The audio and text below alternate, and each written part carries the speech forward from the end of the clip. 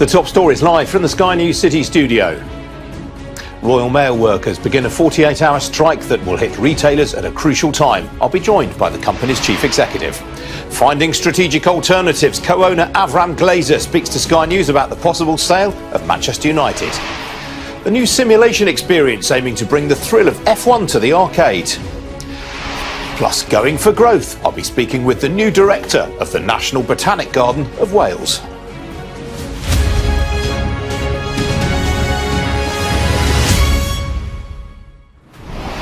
Good morning, this is Ian King Live, and our business and economic news from the heart of the city. And a new wave of strikes gets underway today, hitting schools, universities, travel and the post. The Transport Secretary Mark Harper will meet the RMT General Secretary Mick Lynch shortly to discuss the rail strikes that are scheduled over the festive period. Meanwhile, Royal Mail workers have just begun a 48-hour strike, time to hit an important period for retailers with Black Friday and the run-up to Christmas. Our correspondent Ivor Bennett has the latest from a picket line in North London this morning.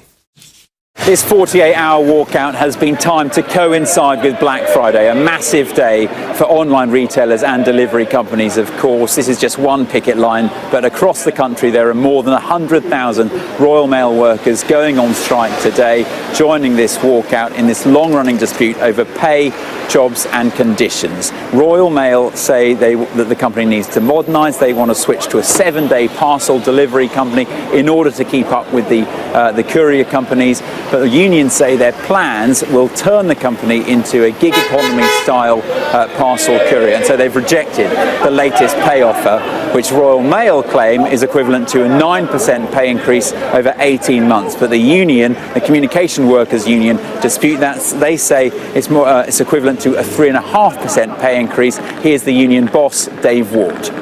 It's the leaders of the company who are doing this to ordinary, decent postal workers.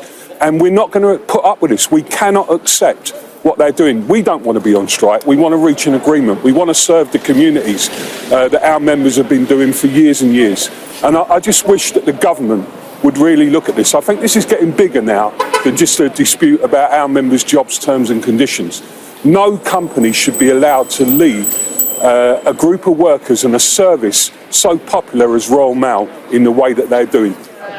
All this, of course, means widespread disruption to the service. The online retail sector fear that these strikes could cripple the Black Friday discount shopping season, with more strikes planned next week to hit the Cyber Monday deals at the beginning of next week. More strikes have also been scheduled throughout December in the run-up to Christmas, including on Christmas Eve. Now, given how far apart the two sides are at the moment, I think this dispute has some way to run. And here this morning, actually, union workers and members have been actually discussing switching to some new tactics as this dispute continues to ensure that their demands are met. And a little later in the programme, I'm going to be joined by Simon Thompson, who is the chief executive of Royal Mail. But now some other business news stories for you, and a look at those stories now. The boot and shoe manufacturer and retailer Dr. Martens has reported a 5% drop in half-year pre-tax profits to £57.9 million. The company, which was one of the biggest to float on the London Stock Exchange last year, said this was partly due to ongoing investment in the business and partly due to the cost of exiting Russia and ending some distribution agreements in Latin America. But the chief executive, Kenny Wilson, pointed out that sales in the period were up 13%, with a strong recovery in visits to stores in both the US and Europe. I can tell you the shares are currently off by 18%.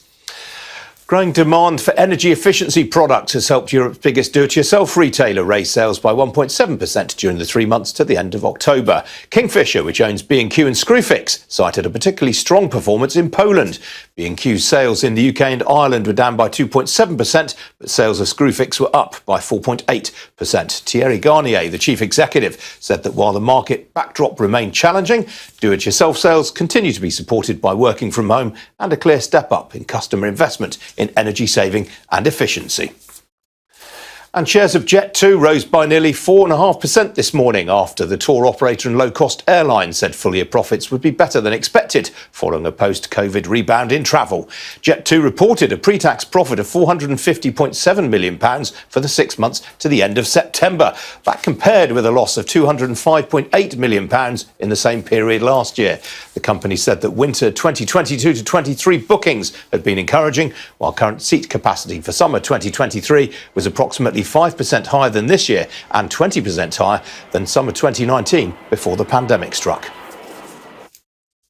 Now, TensCare is probably best known for the TENS machines that are used by 1 in 8 women to provide natural pain relief during labour.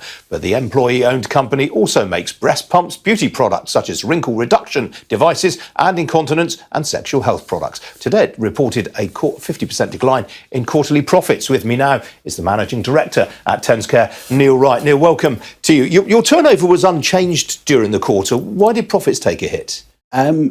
A compounding of a number of factors, Ian, similar to situations like Dr. Martin on the earlier article. But Brexit, we've had additional costs. We've set up TensCare Europe. That has resulted in having 2 warehouses, increased stocks, increased costs in the business, trading out of Europe. In actual fact, this last quarter, we traded more through our operation in Europe than we did through the UK. And that's a direct result of Brexit, but also, like everybody else, is suffering the cost of living issues around fuel. Last year, we were paying $2,500 to ship a container around the world. In the last 12 months, we've paid as much as $16,000, $18,000 to ship that very same container. So those costs have not been easy to pass on to our customers. And as a company that wants to improve the quality of life, we don't want to be making cost the burden to entry into having our product. So we've had to sort of soak up those costs, but that's hit our margins. And as an employee-owned business, we share the rewards of what we do amongst the team. So the team have had to take a hit on that as well.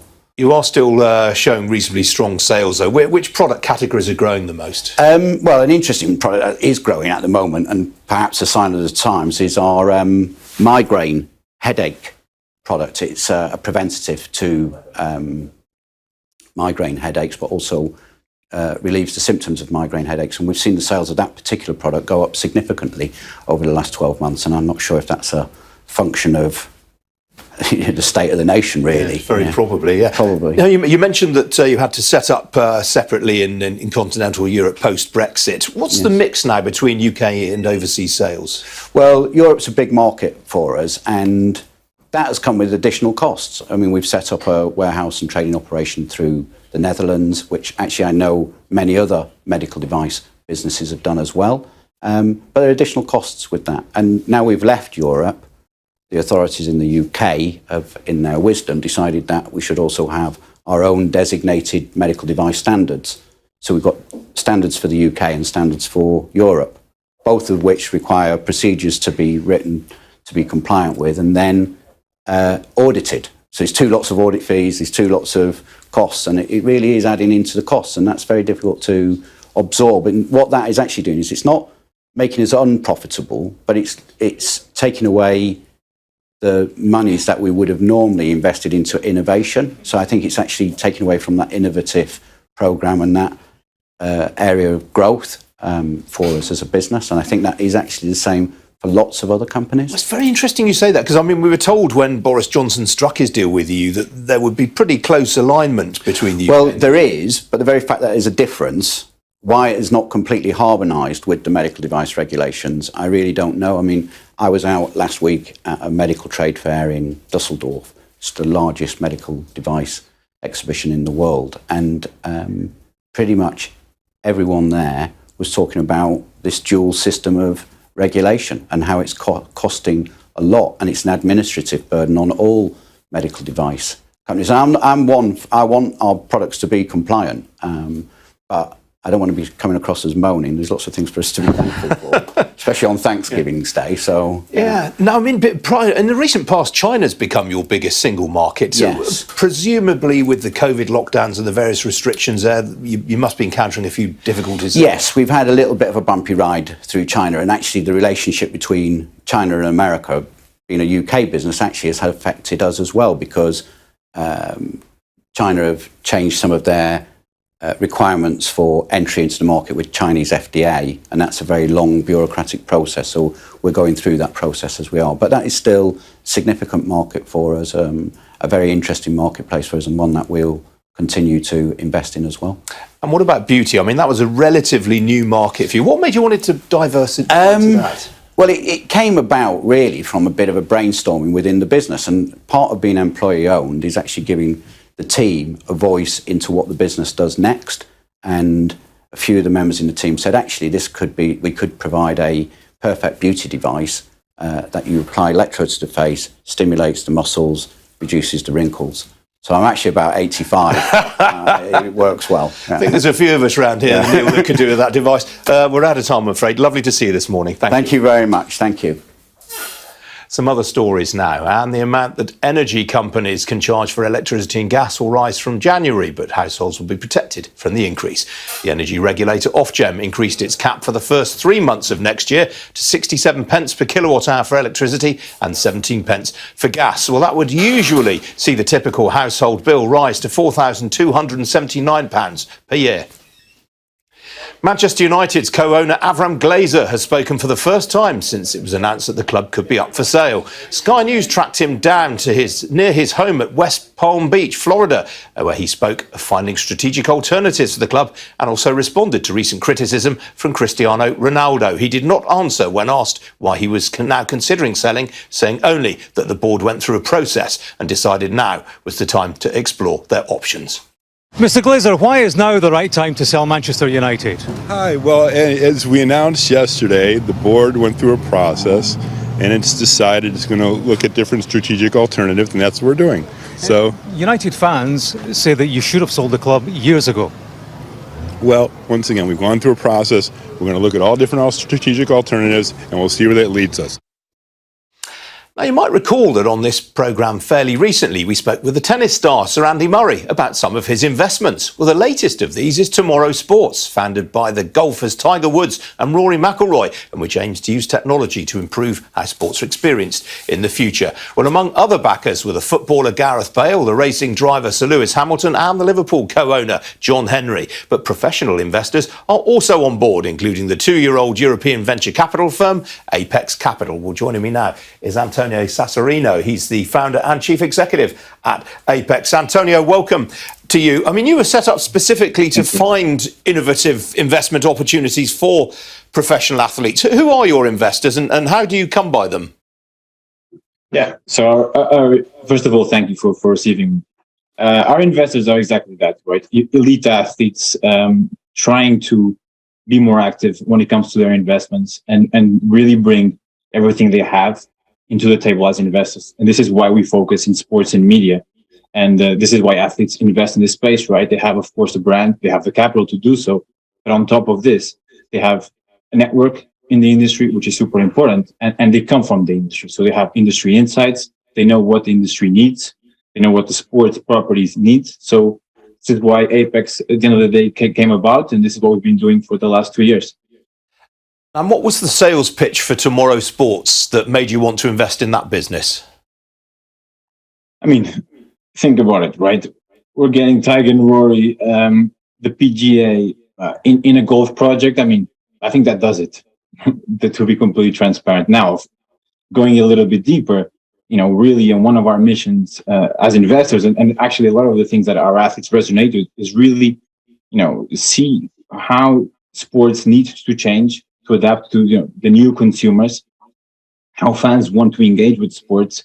And this is really what Tomorrow Sports is about, really, is changing how a traditional sport, like golf, which is, a massive sport, but still very hard to consume. Normally just consumed by people who actually play the sport. And not like football. You cannot play football, but consume it. And that's one of the big missions behind Tomorrow Sports, is to bring in, more people into golf, the future generations into golf, and have it be a sport that is as fun to consume as it is to play. Obviously, your clients, your investors are professional sports people. Isn't investing in Tomorrow Sports kind of doubling down on their exposure to the sports market? Shouldn't you be diversifying their risk? Yes or no. I mean, when you go into an athlete and what he's done with his investing, actually it's quite well diversified. They don't actually have too much exposure when it comes to sports investment wise, right? So they're quite diverse. What we're saying is, we're not telling them to put in, large chunks of what they do in terms of investing. What we're saying is that they should allocate the majority of their time, if they want to dedicate time into investing, in projects that they understand, in the industry that they understand. And that's really the thesis behind Apex. So, when it comes to wealth management, again, we're not wealth managers, we're investors, investment managers. They should, of course, still allocate into, conservative asset classes, into real estate, into equities, bonds, whatever they do.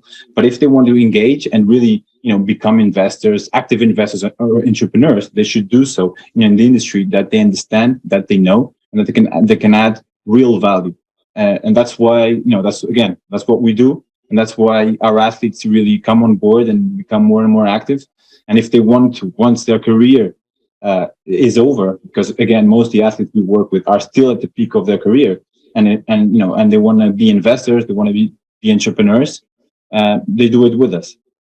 And do you invest on behalf of anyone other than sports professionals? So we're now transiting. So in the beginning, we were really limiting ourselves to athlete capital because we really wanted to showcase that the athlete is the most strategic investor in the space. But I mean, through the success we've had, the deals we've done, and we've had, of course, a lot of appetite from other investors. And now we are scaling, moving into a fund structure, still to be approved, and and to go into that stage. But we are ready to start accepting other capital on top of the athletes. All right, Antonio, we have to leave it there. Good to talk to you this morning. Thank you. Thank you, Ian. Still to come here on Ian King Live. We're going to have a look at how the markets are doing this Thursday morning. Stay tuned.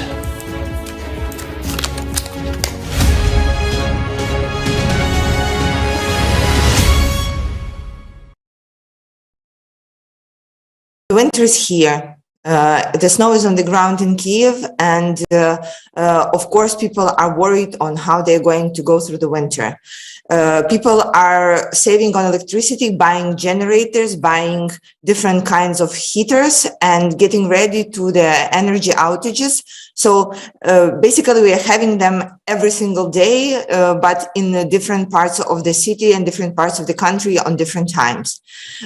It's a very good idea to have the shelters and to have these stations for people to charge their phones, to come and just get some warmth and have a cup of tea and have a little break in their day when they have to be outside and have and feel the support of each other. Because the main thing that we feel right now is that we can only go through this winter together, that we will need to take care not only of ourselves, but of the people around us. People are taking the upcoming winter as a challenge, complicated challenge, but not as a tragedy. So we anticipated that there would be another flow of refugees to the neighboring countries like Poland.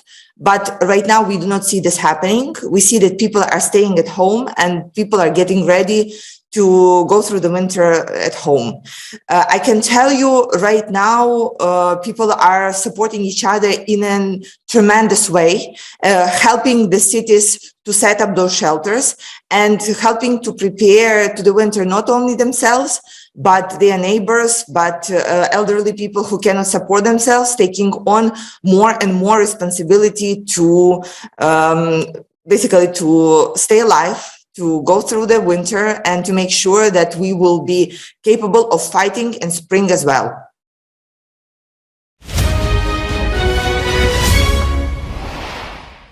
Well, last night's minutes from the US Federal Reserve, which indicated that the pace of interest rate rises could soon slow down, weakened the US dollar overnight and set the pound back above $1.20. Well, sterling has held on to those gains this morning. It's currently ahead by 0.2% against the dollar, flirting with $1.21. pound also up by 1/6 of 1% right now against the euro. The euro, meanwhile, up by 1/5 of 1% against the greenback. On the equity markets, the Fed minutes were supportive of Wall Street and they helped most stocks in the Asia-Pacific region overnight. There were gains in Tokyo, Hong Kong, Mumbai and in Sydney, although Shanghai saw a modest reverse. Well, Europe's also seen a positive start to the session thus far. All the major continental European indices in positive territory right now. Talking points in Europe included this morning include the French drinks company Rémy Cointreau. The shares there down 2% in Paris following a cautious outlook statement. Well, here in London, the FTSE 100, it's pretty much, it's 18 points to the good now, 19 points to the good. They're up 1/4% higher. Property stocks are among the leading gainers. That is on that commentary from the Fed last night about an easing of the pace on rate hikes. Hope that will be followed here. The industrial warehouse specialist Segro is ahead by some 4%, and the student housing group Unite shares there up by 3%. That's ever on a Thursday at this time of year. There are lots of stocks going ex-dividend. In other words, they're trading for the first time without the rights to the latest payout. And today they include Imperial Brands and Vodafone, which you can see on the screen there is off by some 3.5%. So don't worry, shareholders there. That is a technical adjustment because it's gone ex-div. Outside the FTSE, well, it's all about the property stocks there as well. A clutch of those are higher. They include Warehouse REIT, Home REIT and Workspace Group, which you can see on the screen there. That's some 3% higher right now. As for the oil price, well, that continues to be haunted by concerns over the latest COVID uptick in China. A barrel of Brent crude right now will set you back $85.12 a barrel. That is off 1/3 of 1%. Well, with me in the studio today is Russ Mould, the investment director at AJ Bell. Russ, welcome to you. Lovely to be here. Great to see you too, sir. And now this interest rate narrative from the Fed has really given property stocks a lift. But I mean, it's not just the Fed, is it, that's being a bit more on the dovish side? No, I mean, we've had the Bank of Korea overnight increase rates by 1/4%, which was a little bit less than expected. It was still the 321st interest rate increase we've had worldwide this year against 13 cuts. So the direction of travel is still obvious, but it's the pace of change that's slowing down, and markets love feeding off that because if it's getting slower, then rate rises will stop, and then rate rises will maybe turn into rate cuts. And that's the narrative that markets have manufactured for themselves with regard to share prices, which have rallied strongly since early autumn, with regard to bond yields, which have begun to come down, and property stocks, because property, if you think about it, has to compete with cash, with bond yields. So if bond yields go up because of interest rates, property yields have to go up, which means property prices must come down. And the same for the share prices. They have to offer a higher dividend yield to compete, which means normally either the dividend goes up a lot or the share price comes down. So if that process starts to reverse and interest rates start to come down, then maybe asset prices start to go up and share prices start to go up. There was also a good statement from Starr today as well, which has helped the REIT companies as well. There was, and another property company, LXI REIT, which we're speaking to later in the programme. Now, what about Dr. Martens? I mean, the shares have had an absolute shellacking this morning. Yeah, a bit of shoe pie for that one, I'm afraid to say. And it's odd because they were very bullish in June and the shares rose really, really strongly. Again, Kenny Wilson, the boss, was pretty upbeat in July. Talked all about fantastic brand, which it is. I've got my Cherry Reds at home.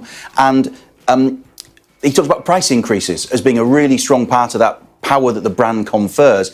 And it just feels as if it hasn't quite worked out as expected in the first few months of the year. And then you've had all the usual complications of dollar, energy costs, and very sensibly long-term investment in the brand, in the warehousing, in the e-commerce proposition. But it just feels as if although the sales growth has kind of come through, there's been that margin pressure, and shares unfortunately have taken fright. And the shares are now way below that initial public offering price of January 21 at absolutely, I think. Yeah, I mean, this again is going to reignite the whole debate about whether at an IPO you buy a business that's being floated by former private equity owners. I remember reading, I think it was Peter Lynch, the long-term Fidelity small cap manager, said IPO normally stands for it's probably overpriced.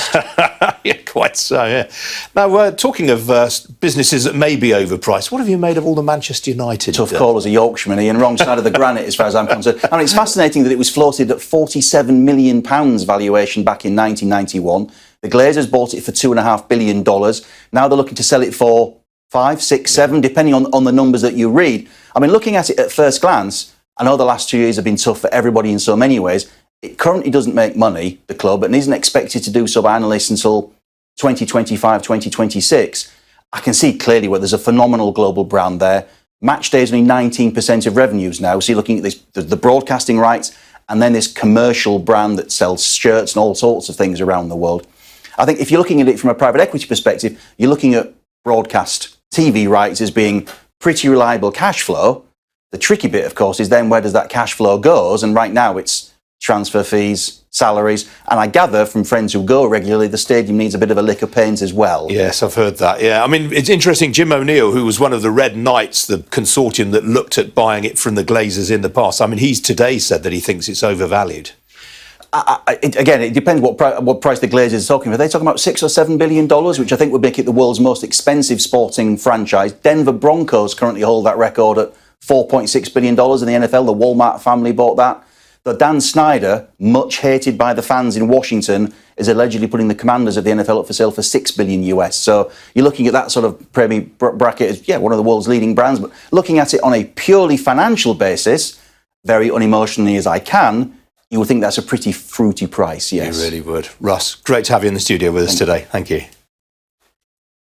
Well, still to come here on Ian King Live. As Royal Mail workers begin a 48-hour strike, I'll be speaking next with the company's chief executive, Simon Thompson. Don't go away.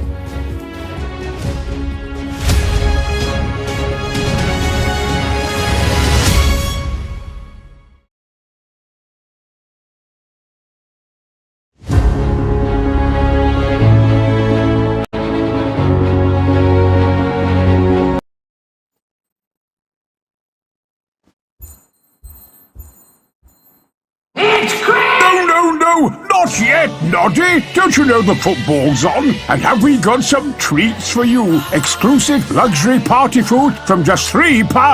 Or get a hat-trick of party favourites with any three for just £5. Pretty good spread, isn't it, Noddy? Discover the land of party in-store and online at Iceland and the Food Warehouse.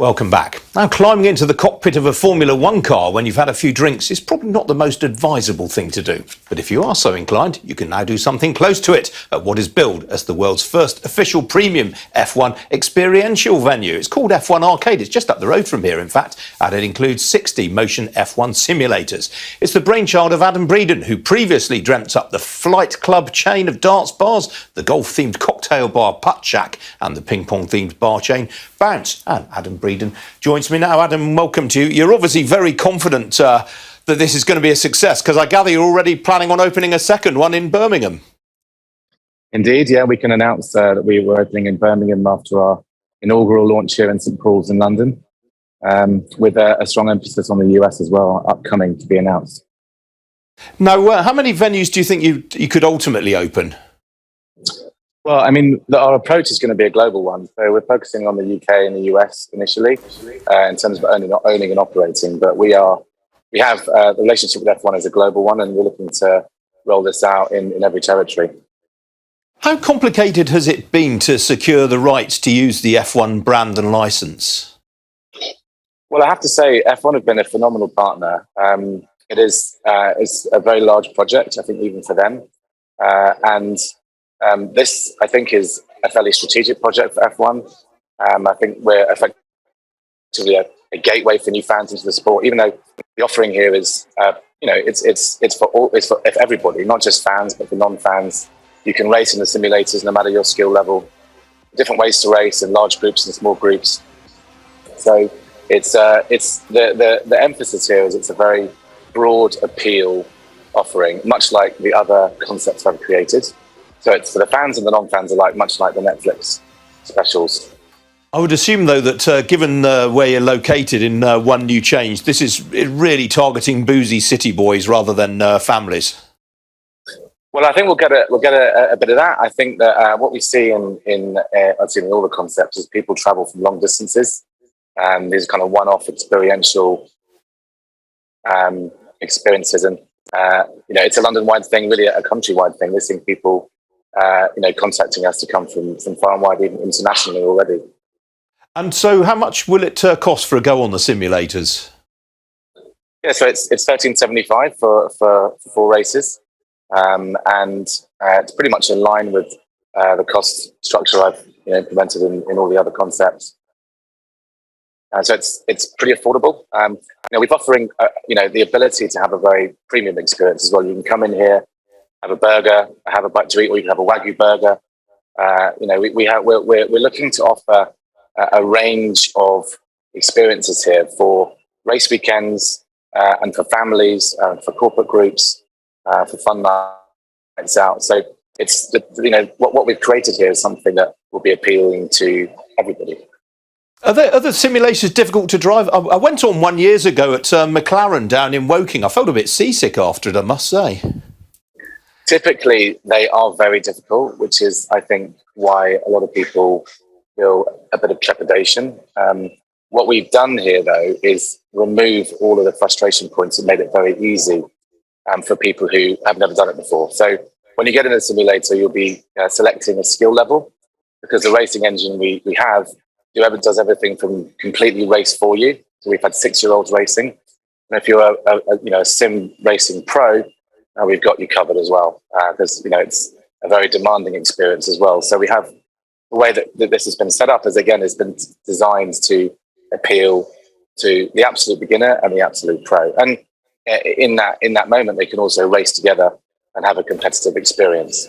So you can race in large groups. We have all venue racing where every few minutes a race starts in the venue and everyone can race together.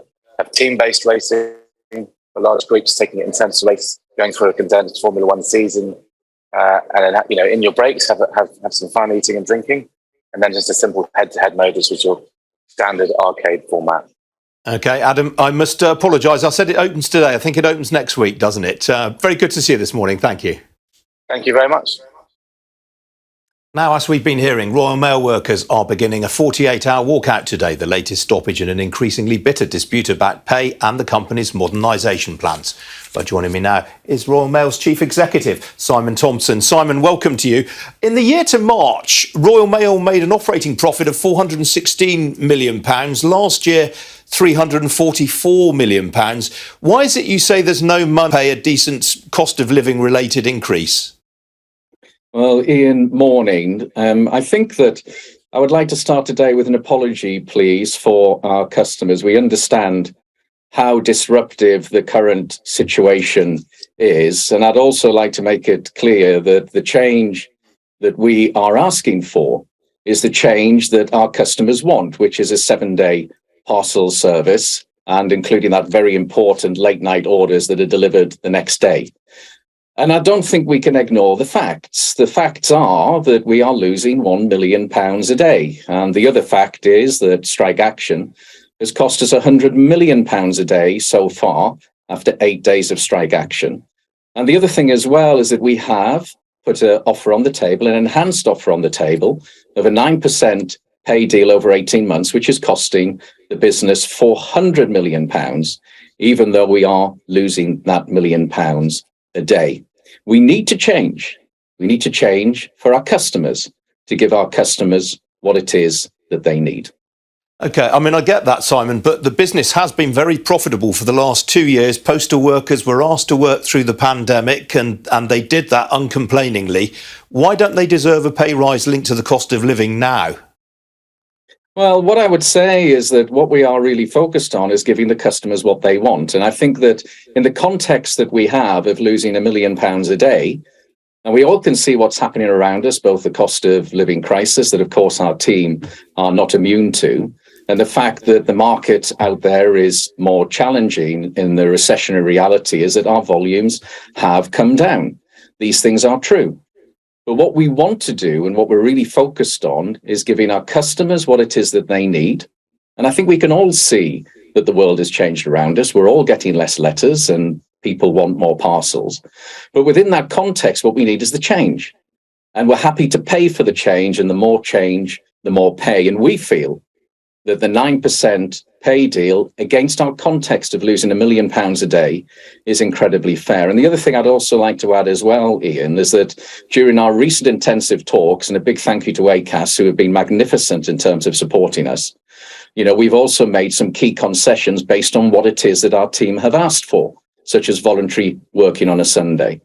And Ian, if we had been talking last Friday and you'd asked me whether I was confident that we would have had an agreement this week, I would have said yes. So what's gone wrong? Well, I think that's a great question, Ian, and it's not one that I can actually answer. But what I would really encourage the CWU to do is to reflect on what changed since last Friday and perhaps get themselves back in the mindset of where we all were last Friday after some very constructive and intensive talks that even went over the weekends, and they've still got a chance to save Christmas and their members' jobs. And I would also just like to add, it's really important to emphasize that more of our... With SendWave, you can send money to Ghana, Nigeria, Kenya, Uganda, and Tanzania. And the best part is, SendWave is absolutely commission-free. Our exchange rates are excellent. You can see for yourself by checking them out on our website. So how do you use SendWave? SendWave is an app that you can download onto your phone from the App Store or Google Play Store. The app is free to download. After downloading it, just open the app and enter your name, email, and phone number. That's it. You're good to go. Make sure you use the promo code SR, S for Star, R for Radio. This promo code will give you £5 free credit to send to Africa on your first transaction. Your money will be delivered to your recipient within seconds. Feel free to call me on 0749 7377 647 at any time. I'll be happy to tell you all about SendWave and help you in any way I can. Remember to use the promo code SR for £5 free credit. Medasse.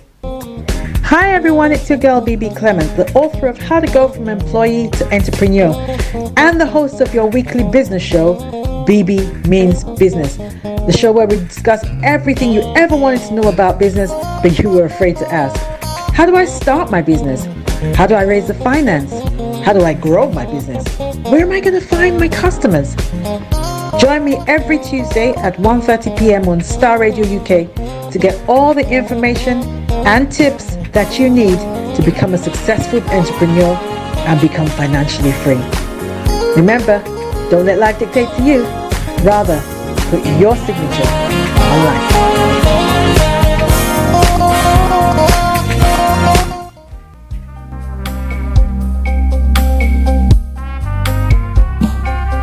Are you looking for the fastest, reliable, and trustworthy door-to-door shipment company? Well, look no further. When was the last time your family received a shipment back in Ghana on time and in time? You are not sure?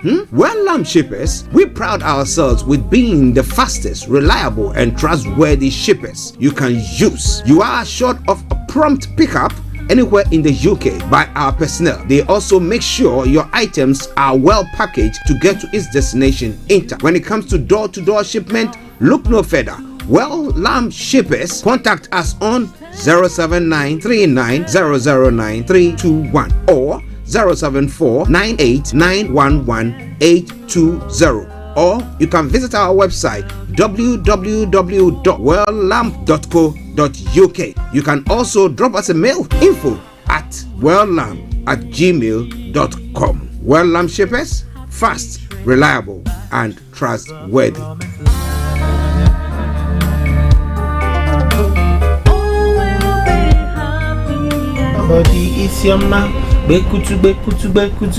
Show them you got the cocoa set. Ladies and gentlemen, it's your boy Harry Song, aka Mr. Songs. This is the Kingmaker Baba for the girls. We're here. This is Starr Radio. We don't go nowhere. UK, London. We they call them London for home. For here, we they call them London. And that's how you know. Just have fun and stay blessed. Broadcasting worldwide, online 24/7. In your car, at work, this is Starr Radio on your smartphone. UK. Are you ready to turn it up? 10, 9, 8, 7, 6, 5, 4, 3, 2, 1. Birds flying high, you know how I feel. Sun in the sky, you know how I feel. Breeze drifting on by, you know how I feel. It's a new dawn, it's a new day, it's a new life for me. And I'm feeling good. Hey there, this is Archie, and it's Starr Radio UK and the morning show.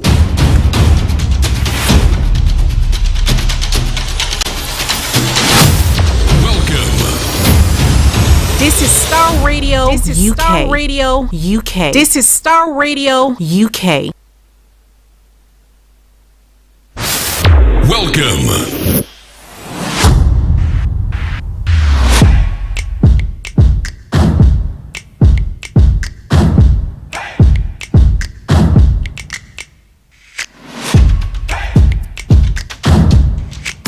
Broadcasting worldwide, online 24/7. Enlighten your day with Starr Radio.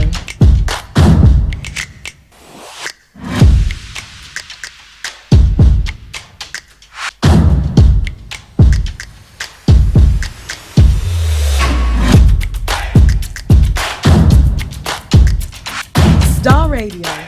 Radio for the people, by the people.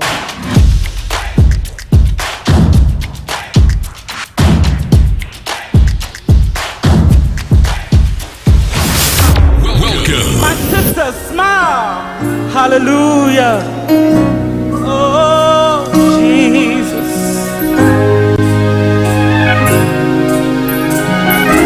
Oh, Lord God.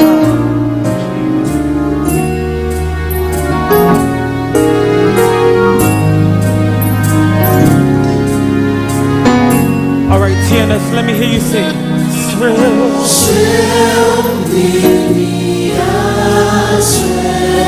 Oh,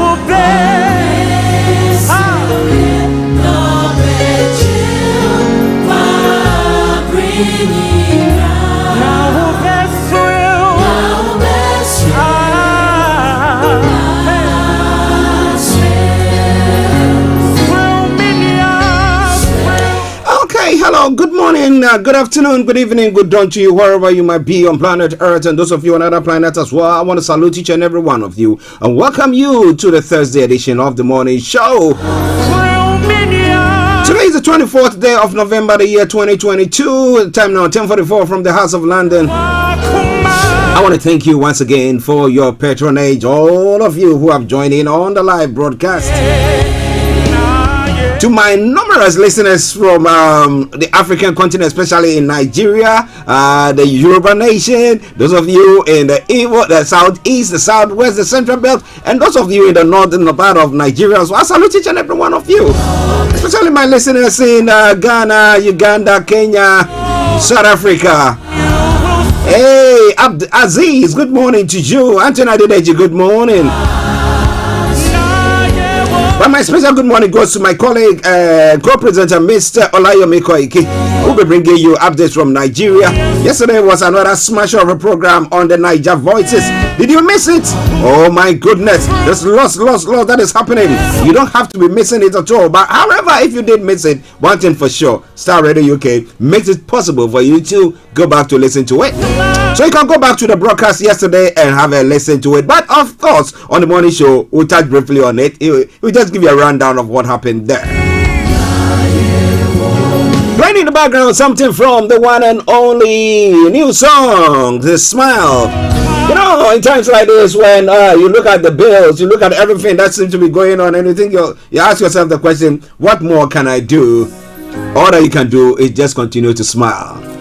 All this too shall pass away. Let me say good morning to Bishop Adeshina. But do me a massive favor, share the broadcast with your friends and loved ones and invite them to like our pages as well. To my able producer, Mr. Francis Guy, good morning to you. My brother Felix, all the way in Aberdeen, good morning to you. I remain yours sincerely, your one and only. And this is the morning show with Archie.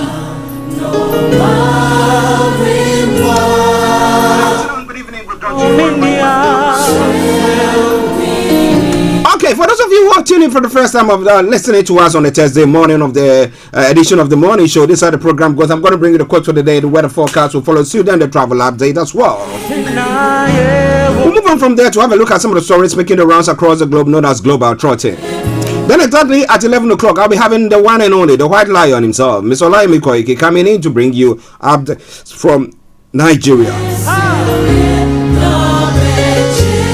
And then at 11:30, the lines will be open for you to add your voice to the discussions. As I said, I'm trying to take it easy. I don't know. You know, I'm feeling very, very exhausted after that COVID thing.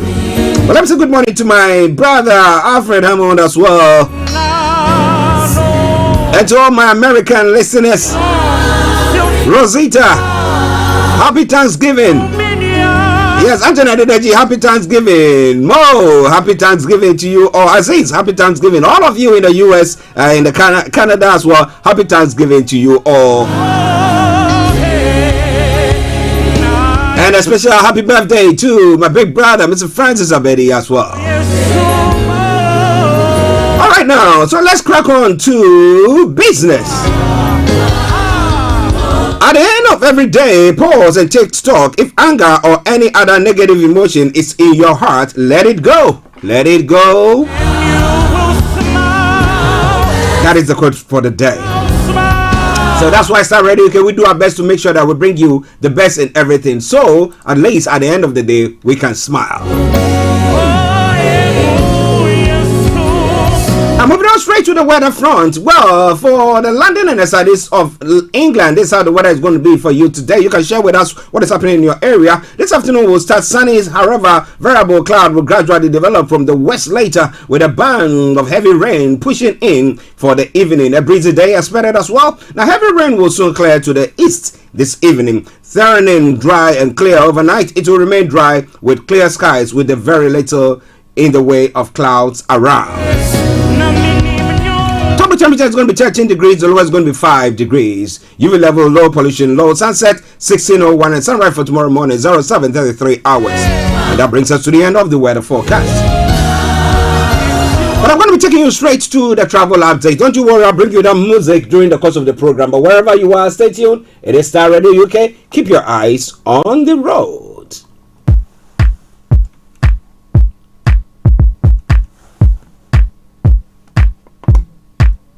This is Starr Radio UK.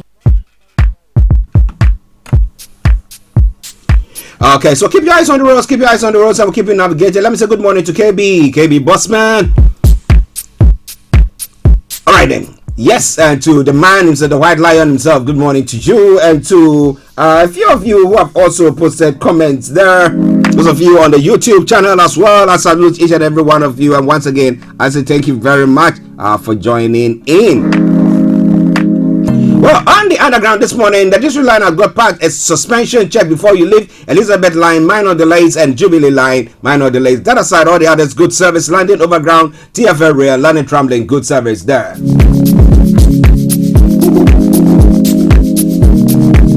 Please just bear with me. Still recovering, so I get a bit cranky there, but hey. Now on the major roads in London, A12, A23, A4, A41, Central London Red Routes, North Circular, A406 have all got closures, so check before you leave. On the river bus itself as well, apart from the Woolwich ferry that's got a special service, all the others have got good service. And then the London cable car has also got good service there. 10:51 on the final segment of the travel update. That's the National Rail. This is what is happening on the National Rail.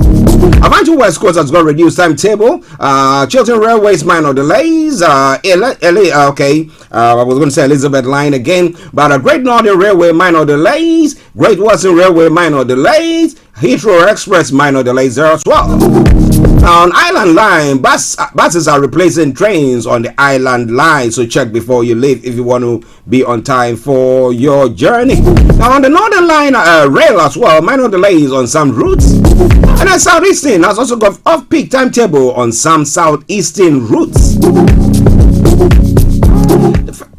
Thames Link has also got minor delays on some routes as well, and First Transmanite Express has got amended timetable. That aside, all the others have got good service. So on that note, as I do say, good morning, good afternoon, good evening, good dawn to you wherever you might be on planet Earth. Enjoy your commute for today, but you know what? Continue to keep those eyes on the road.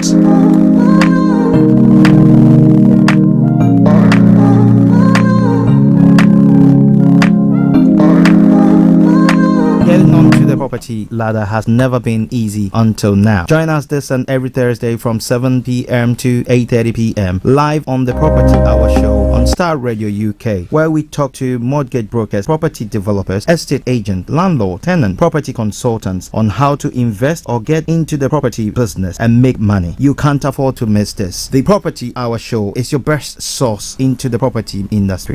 Welcome back to the program. It is Starr Radio UK.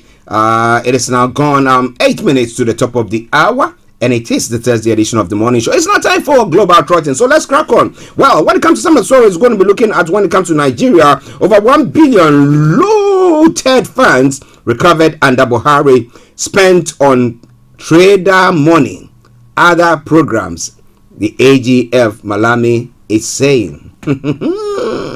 You know, some of these monies are ones that they'll tell you that, well, the money, some snake swallowed it and all that excuses, and the next moment that money now shows its head, and they say, well, we find the money here.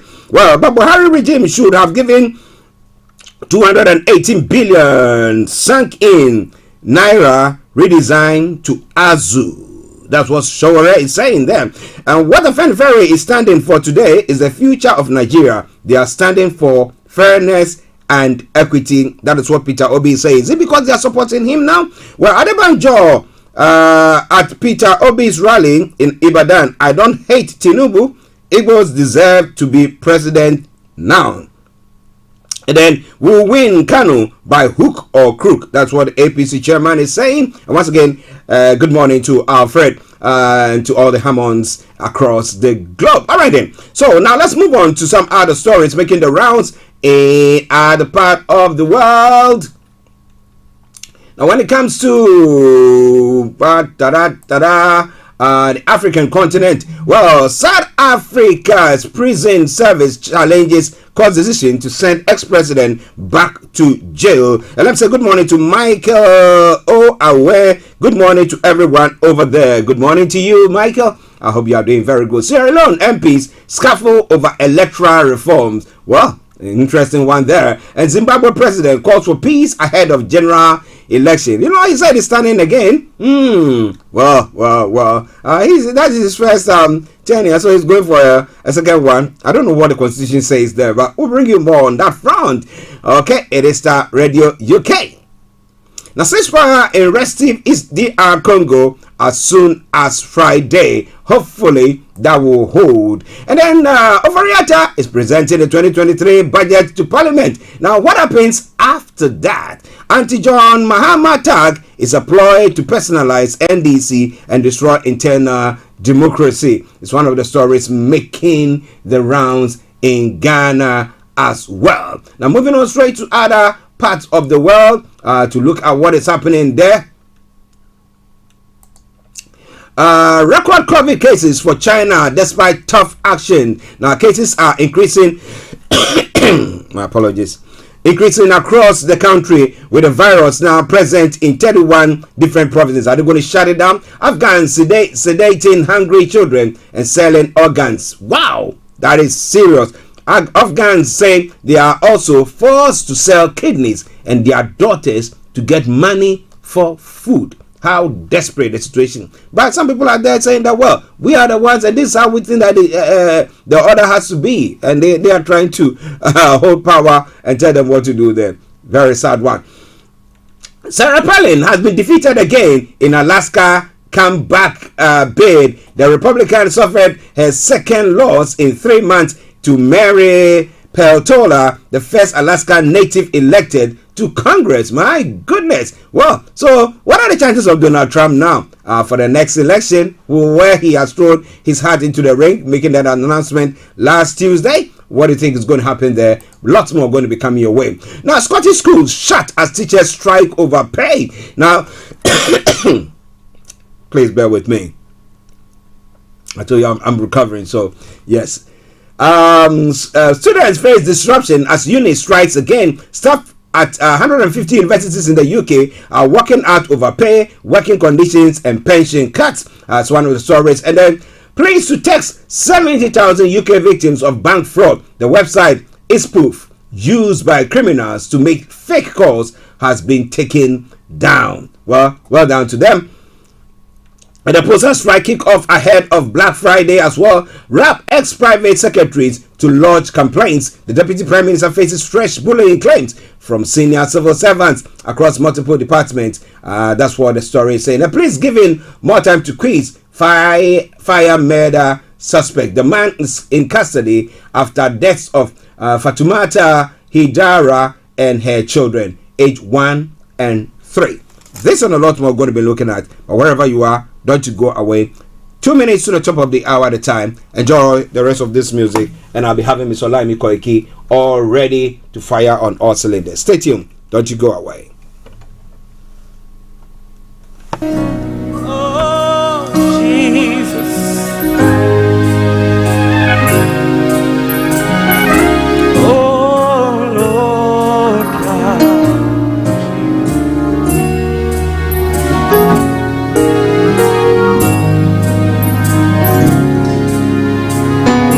All right, TNS, let me hear you sing. Shrill me, oh, and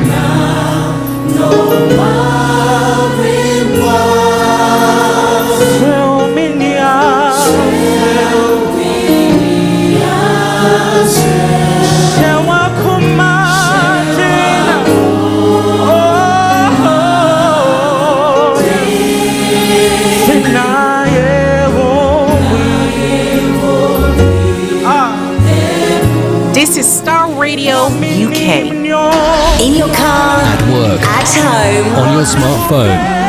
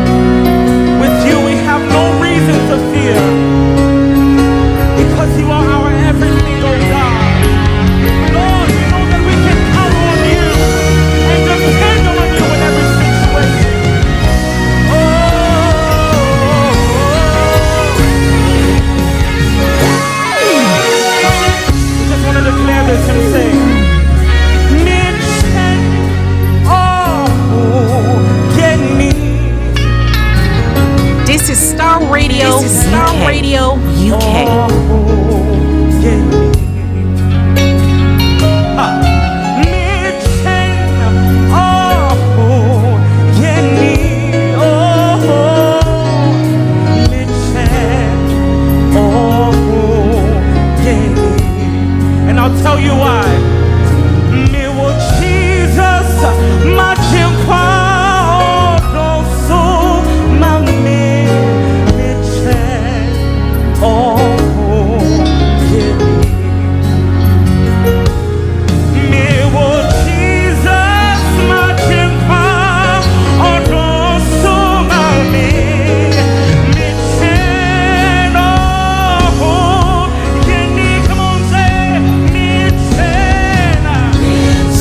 Well, that is from the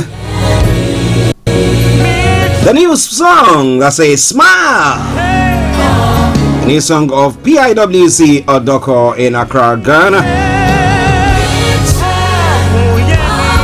Smile, and I am more than a rich man. So whatever the situation that you might be going through, one thing for sure, you lose hope, and that's why people topple up or take their lives. However, I don't want to be said that about you.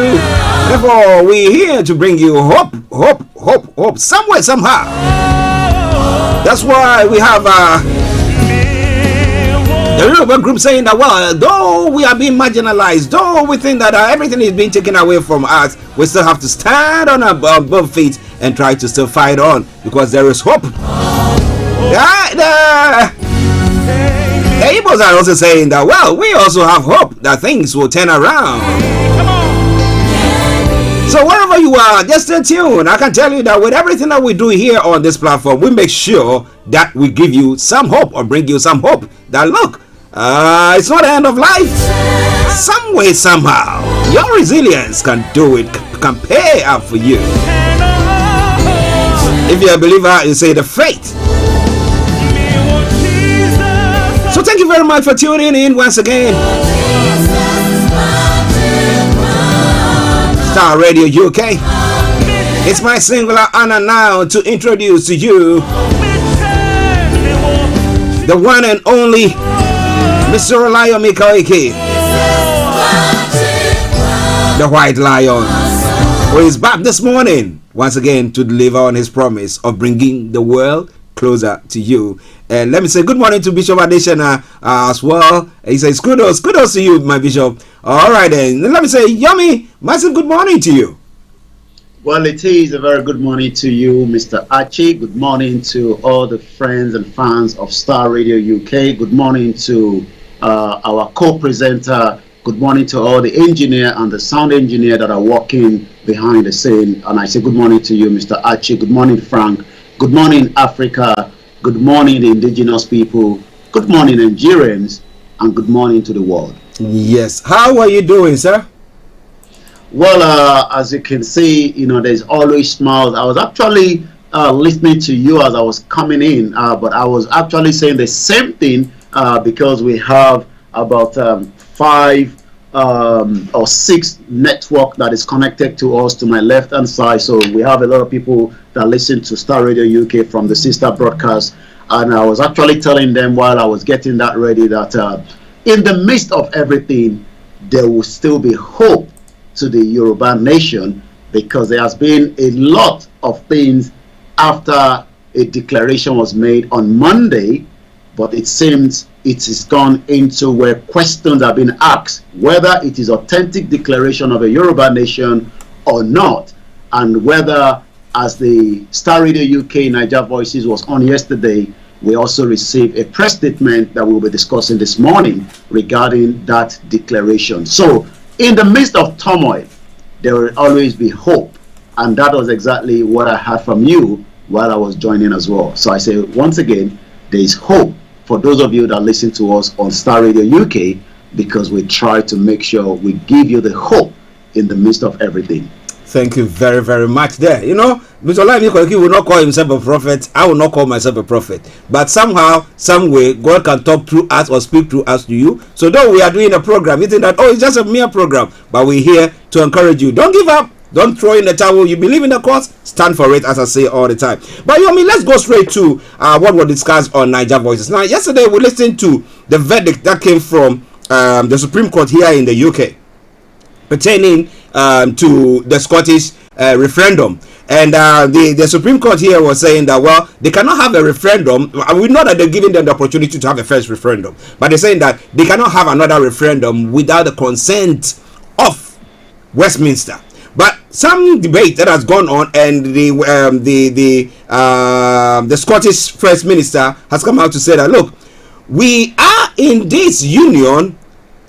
We've all agreed it's not by force, so that's why we are in this union, and therefore we have the right to decide that, look, we are fed up with whatever is going on, but we want to go. But as to whether the whole of the Scottish people are in agreement whether they want to leave or not, at least they've been given the opportunity. A second one, they are saying that, okay, they're not going to give them, but they're still going on to say that, look, when it comes to the next general election, we are going to show people that it's like a protest vote to show people that, look, we really want to leave the union. Now, I look at it, I listen to it very quietly, and I ask myself the question, has Nigeria even given the chance to the southwest, the middle belt, and the southeast for them to even say that, look, we went for a referendum, yet our people decided, or majority of our people decided that they are okay with what is happening in the union? Has anything of the sort been given or done at all?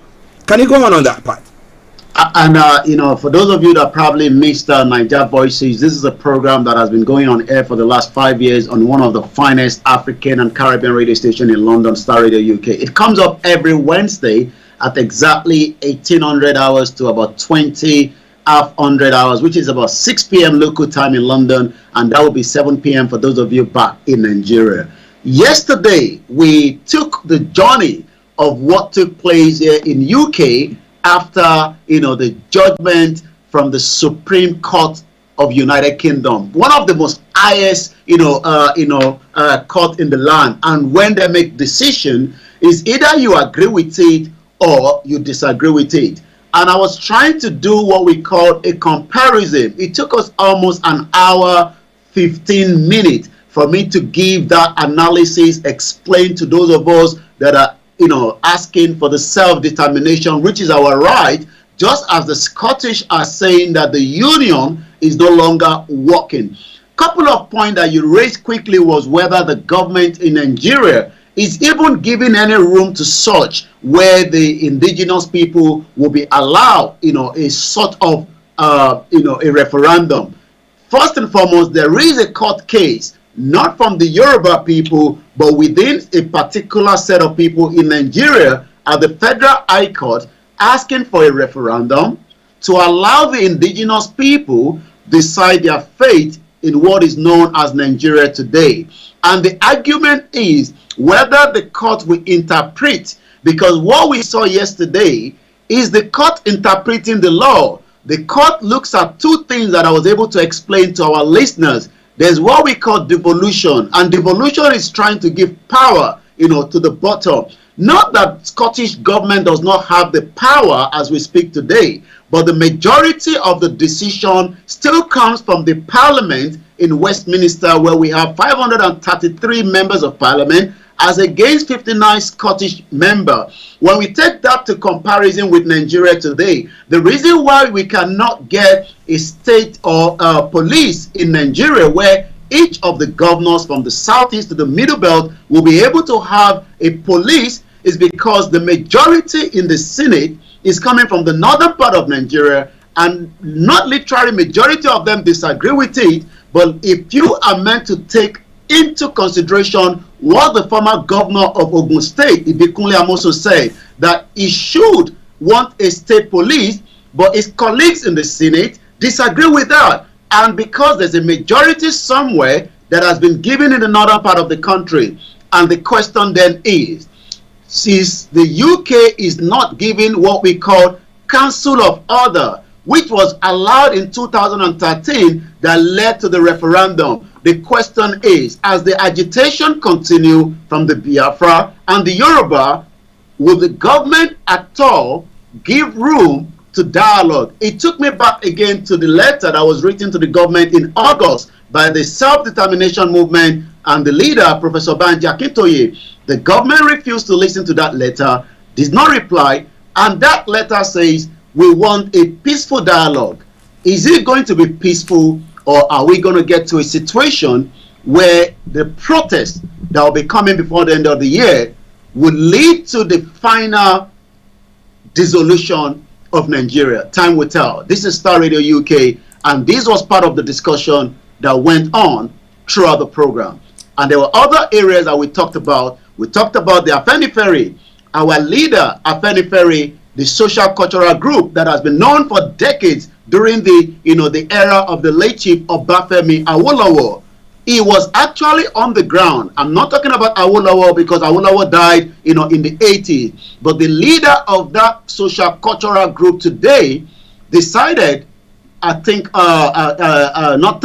yesterday, to attend the Labour Party campaign in Ibadan, which is in the southwest of Nigeria, the Yoruba ground, to say it is no longer the turn of the Yoruba, it is no longer the turn of the north, it is the turn of the southeast, and the candidate for that is Peter Obi.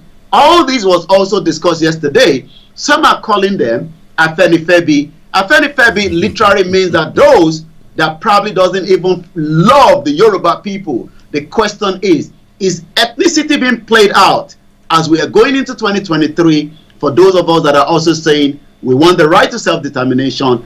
We also talked about one of our colleagues that is also a self-determination campaigner, and the information coming up to say that it seems that his arrest in Turkey has got to do with the Nigerian government. part of all this was discussed yesterday, but the most important part was after a letter or a press release to say the declaration that was made by one of our leader that also was on the Star Radio UK, Chief Mrs. Modupe Onitiri, has now been said is a false declaration. It has now turned turmoil in the heart and minds of the Yoruba people that are campaigning and want the actualization of a Yoruba nation. Star Radio UK, 11 minutes past, and I'll come back to you now in the studio. Yes, listeners, it is your favorite African and Caribbean radio station in London, Mr. Olayomi Koiki in our North London studios. But before I come to talking about to acknowledge those of you who have joined us. Now, in a segment in the Prime Minister's question time yesterday, when the question was posed to the Prime Minister that why, though the Supreme Court has ruled this way, but why are they not allowing even the Scottish to do that? He was saying that since he came to power, he has gotten in touch with the Scottish First Minister. So at least you see that though the Supreme Court has ruled, and here we know that when the laws, when the courts rule, people adhere to it. It doesn't matter whatever you want to do, whoever you are, you have to adhere to it. So he says that no, though the Supreme Court has ruled this way, yet when I came into power, I've spoken to Nicola Sturgeon, so that we can see the best way to make sure that the whole of the UK and Scotland as a whole will also grow. But we don't see that. And you were talking about the letter that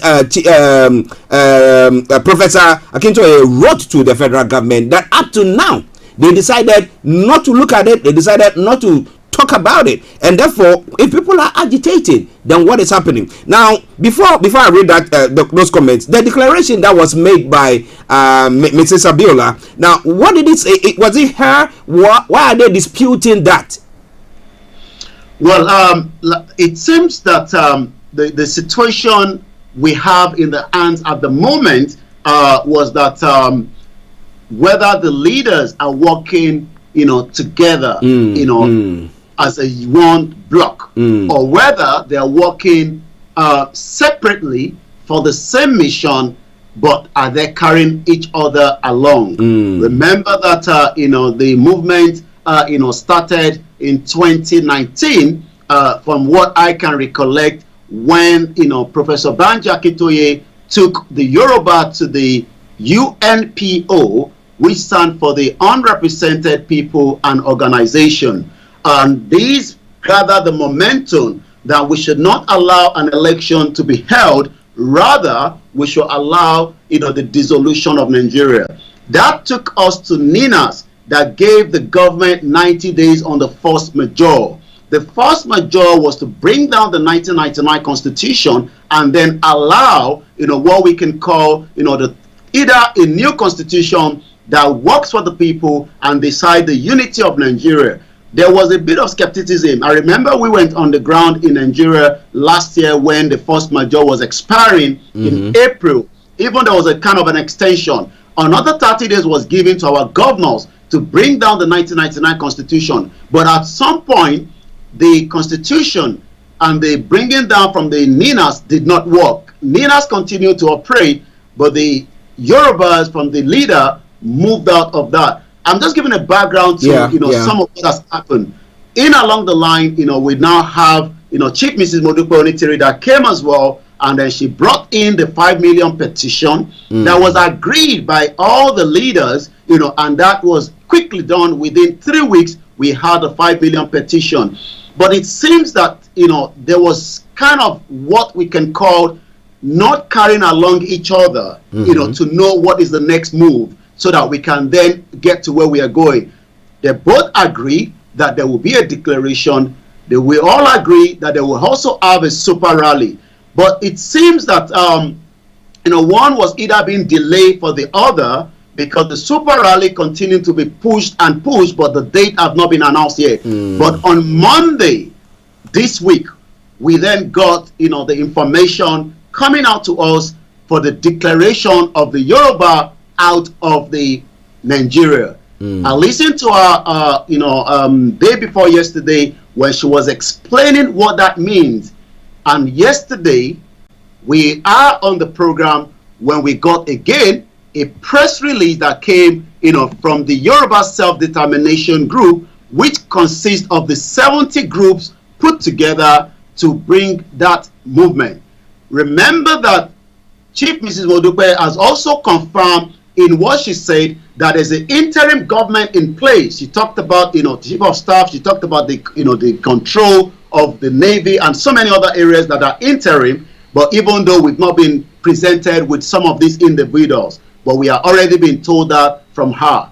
But what we got yesterday has also now contradict, what she says on Monday from the leader of the movement, which is Professor Banji Akintoye. A lot of people are a little bit skeptical that it seems that they are pushing us to 2023, even though Professor Akintoye have said it continuously that that is not going to happen, that it will be this year that the Yoruba will get their independent, but we would have to go through the super rally, which would be then announcing the declaration. This was what he said on the 8th of October and even up to over the weekend when he was interviewed. But yesterday, he came to have a press release to say, declaration of the Yoruba nation. We, the official Yoruba self-determination movement, wish to respond to the claim that the Yoruba nation has been declared. Such claims were circulated widely on the multiple social media platforms on the 20th of November 2022. These claims are false, not only misleading, but having the dangerous potential to destabilize the true and legal route to self-determination. Since the beginning of the struggle in 2018, we have sought to employ only peaceful method, utilizing the legal instrument outlined in the international law and the Nigerian constitution provision for self-determination. These methods have not been changed. The only person authorized on behalf of the Yoruba self-determination movement is our leader, Professor Banji Akintoye. We therefore caution all Yoruba people to be wary of believing anything reported by other sources. Professor Akintoye will be making official announcement of the Yoruba Big Rally in the coming weeks through the official website ysdm.org. We hug our faithful Yoruba public to wait patiently for his release. In the meantime, we ask you to be vigilant in your avoidance of being misled by false claim. The question now is, are we being misled by Chief Mrs. Modupe Onitiri as one of the leader of this movement? And this has now become too many voice notes, too many information, and some of the Yorubas now are more worried whether there will be a Yoruba nation before 2023. Wow, listeners, Starr Radio UK 1121, and that is where I will call them together. They put their heads together because everybody is depending on them. The moment the lead, there is a division in the lead, then we're going to be having a problem. So I hope that they put their differences together and they carry each other together. Maybe some will want it now, let's today, tomorrow, let's go and announce it. Others are strategizing to see when best to do it, and then can have the massive impact. So I hope that the leaders, they do listen to us, and I hope they are listening in this morning. So a word of advice to them. Moyiwa says, good morning all, and a very big congratulations to Yoruba Nation on our declaration and a prosperous super rally. Now he goes on further to say, he said Awolowo died in May 9th, 1987. And he went with the original Fenifere template. What we have now is counterfeit. Okay, and Alamo Ola says the Fulanis will perish soon if they don't allow Biafra and Yoruba Nation to go now.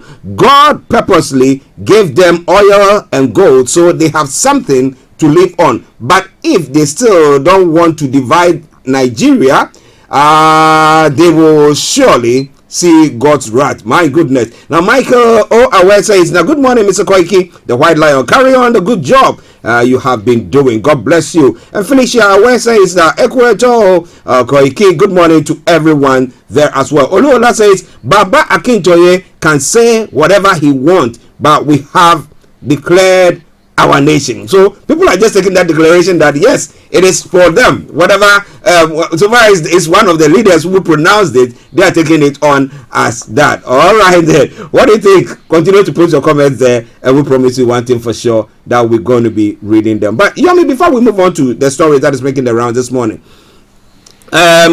is there any meetings going on between the executives at the moment? Have you heard anything of the sort? Because people will want to know that the front or the lead is not divided or anything of the sort at all. People don't want to hear. Well, I'm aware that there's a lot of on the ground conversation that is now going out quickly, but not to the public. But like you said, one thing is unity.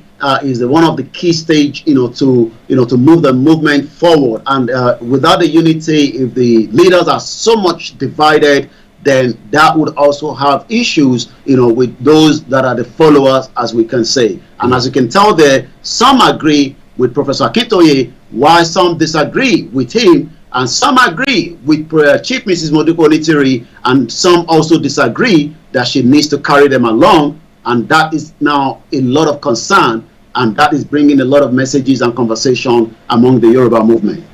Now, last one before we move on. Has there been the executives? Have they got various positions announced, or it's just a fragmented front? Or this one is, we know that this one is outspoken, this one is outspoken. So do we have the chairman, the deputy, and that? So everybody knows their position as the team who are leading this particular program. Yeah.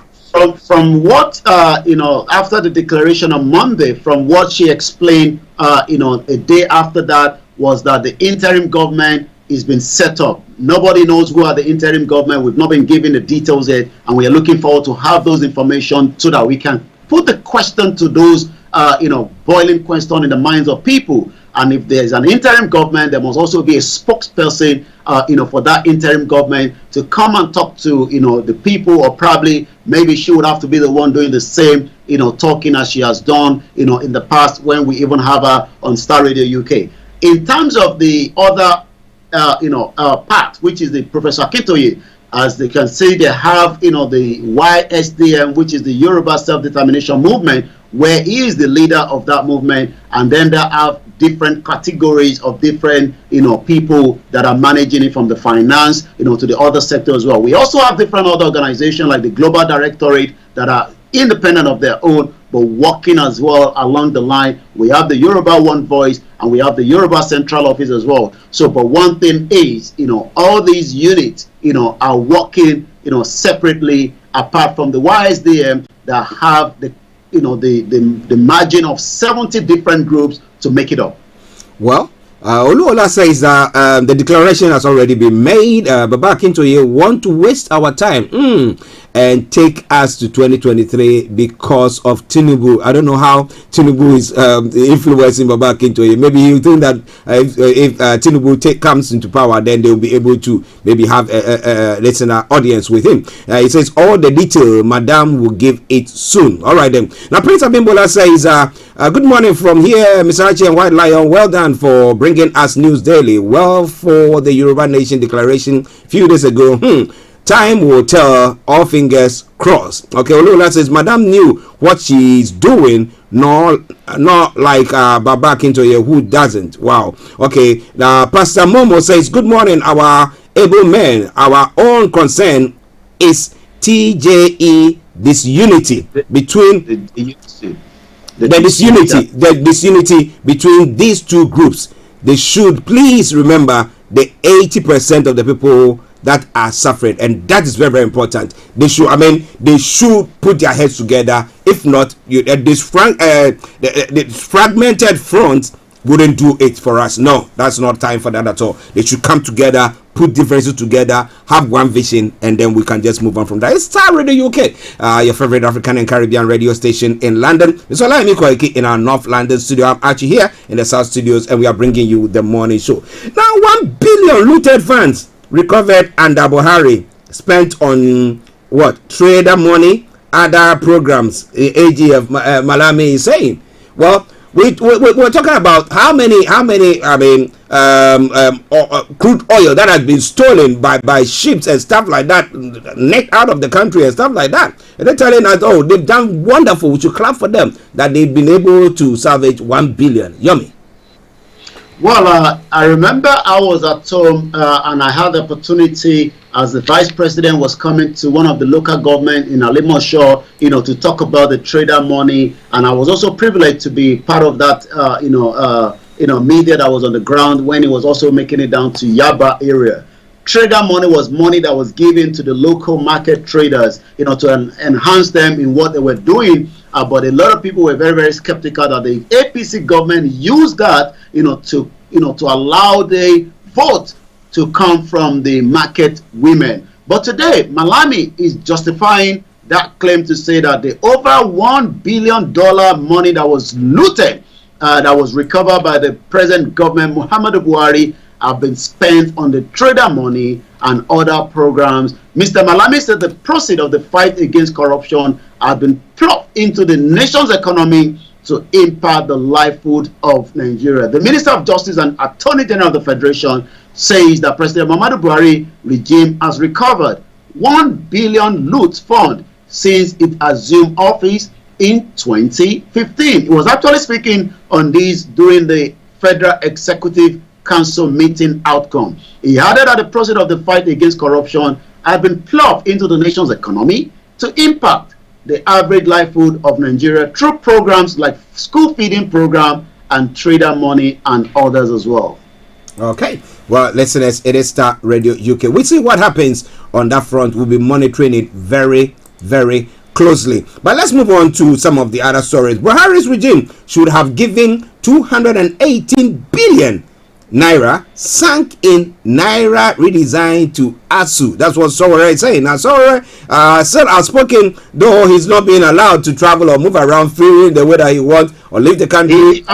He's been given that room, since the court has actually, lifted up. But whether he'll be able to leave Nigeria is a different thing entirely. And like you said, yes, Sowore, a very, very active individual, and also, a friend to Starr Radio UK, because he did appear on our program before the last election. Buhari regime should have given the value of 218 billion naira sunk in the naira redesign to ASU. It's coming from Sowore. We've got a new design of the naira. We'll see if we can get the screen up later on. African Action Congress presidential candidate in 2023 election, Omoyele Sowore, has criticized President Muhammadu Buhari's regime for sinking 218 billion naira just to redesign money he said could have been better utilized addressing the demands of the academic staff union. Now, what I know that they're trying to, get rid of counterfeits in the system, and the fact that, like those who are abducting people are, keeping those monies, and they want to quash their efforts. But what explanation, what reasons have they put across? Because spending these huge sums of money, it's just gone. That's call it. It's gone. We just have new currency. What has been the explanation? Well, the explanation is so many reasons, that the government believes that the, people have been harboring money. And we've seen, images of people stocking money in their, underground and so much and so forth. And, behind me is the new currency that has been redesigned there, as you can tell. But it looks like a lot of Nigerians are asking whether this was just deep in some kind of color printing and then changing that. And Sowore also saying 218 billion to get this change. But the government is justifying the reason for that because, terrorism is going across the country. And that means, more naira, either the fake one is also, being circulated. So they have to withdraw, some of this currency, which is the 1,000 naira, the 500 naira, and the 200 naira. And I think I have, I might not be able to change mine. It will be too late because there's so many that have such money. This is what the old 500 naira looks like, as at the time that we are now getting a new one. I don't have the 1,000 naira, but I have 100 naira with me. So you can tell that, these changes that has occurred, there's also been a lot of different, opinions. So let's look at what people are saying quickly before we move to the next headline that is coming. The former Senator Shehu Sani say, if it is naira color, the central bank should have just engaged a Snapchat. That is coming from him there. Fisayo says, I was playing around in a photo shot and came up with this in an hour 30 minutes. I took inspiration from the 100 naira, which I have here, and he has actually done his own changes there. I redesigned a better naira note in 3 hours. So it seems a lot of Nigerians are coming with all kind of different, but it doesn't seem that for the government, as the government believe that the reason for changing these is for the better of the economy, the insecurity in the country, and all these played out when the President Muhammadu Buhari launched the new design that you've got in front of you. Also, the central bank, in one of the headlines that we have this morning, is also saying that they will monitor should anybody, and if you're looking at the bulk of that money, that is right there behind me as well. In one of the headlines also this morning, the government is actually saying that, if anybody wants to take out huge amount of money, the EFCC will be waiting for you. Maybe you want to bring out, there's a deadline for the new currency, but, and the headline says the new naira, the Central Bank of Nigeria, the EFCC, to track large withdrawals. The governor of the Central Bank of Nigeria, Godwin Emefiele, says that he would work with the law enforcement agency like the Economic and Financial Crimes Commission, EFCC, and the Independent Corrupt Practice and Other Related Offense Commission to complicate and track large withdrawals. He was actually saying this yesterday as well after the Federal Executive meeting. Starr Radio UK 11:35. I'm going to come back straight to you in the studio.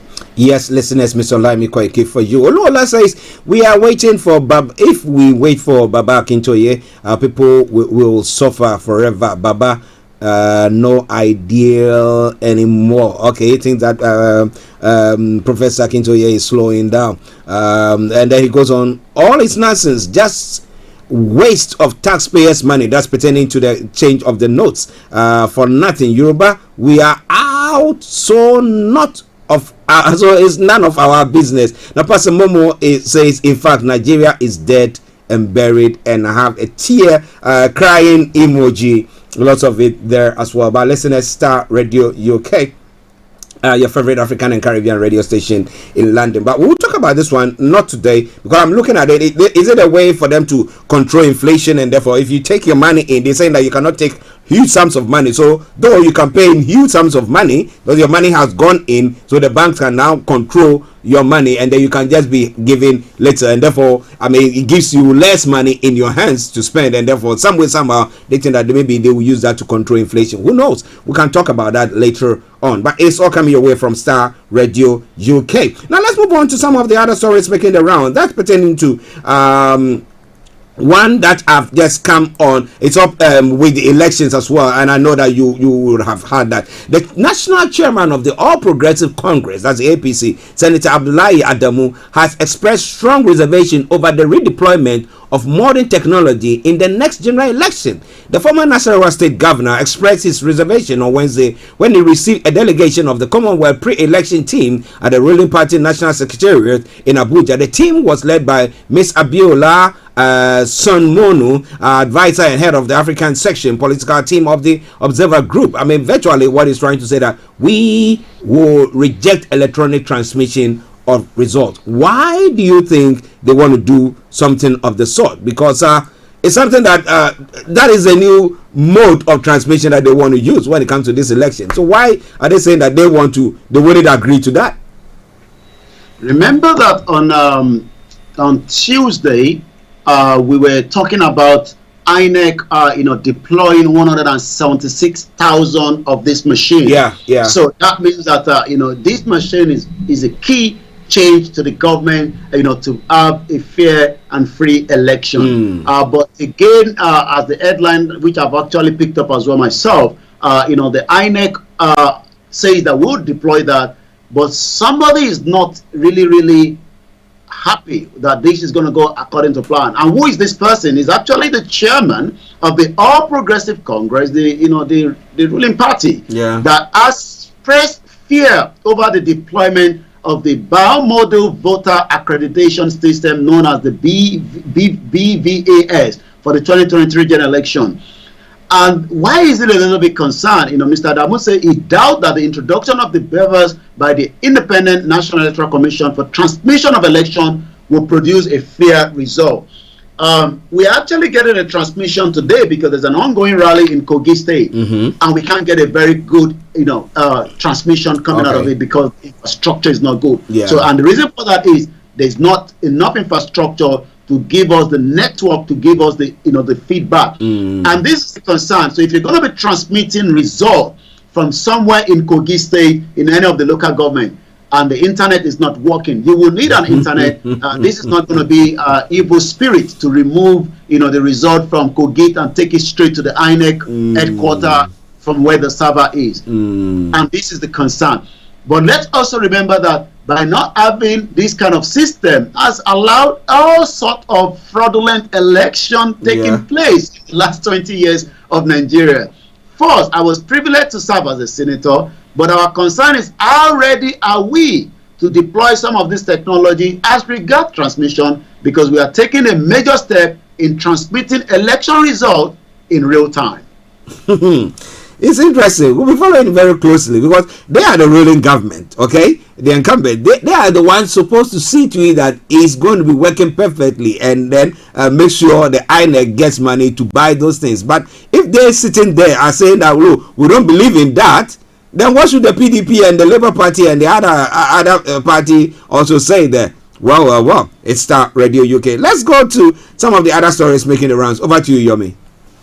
And we're going to do that smoothly and verified because we spent much time, on the other headline. We're going to take this one that is coming from one of the lawmaker in America, and the headline says, compel Nigerian government to unconditionally release the IPOB leader Mazi Nnamdi Kanu, the U.S. lawmaker tells President Biden. It seems now more pressure on Nigerian government as more lobby by the IPOB and the Biafrans in America and across the world. The member representing District 139 in the Texas House of Representatives, Jarvis Johnson, has asked the President Joe Biden-led United States government to compel the Nigerian government to immediately, unconditionally release the leader of the indigenous people of Biafra, IPOB, Nnamdi Kanu, from detention. Kanu has been in the custody of the Department of the State Service after he was kidnapped and renditioned back to Nigeria in June last year,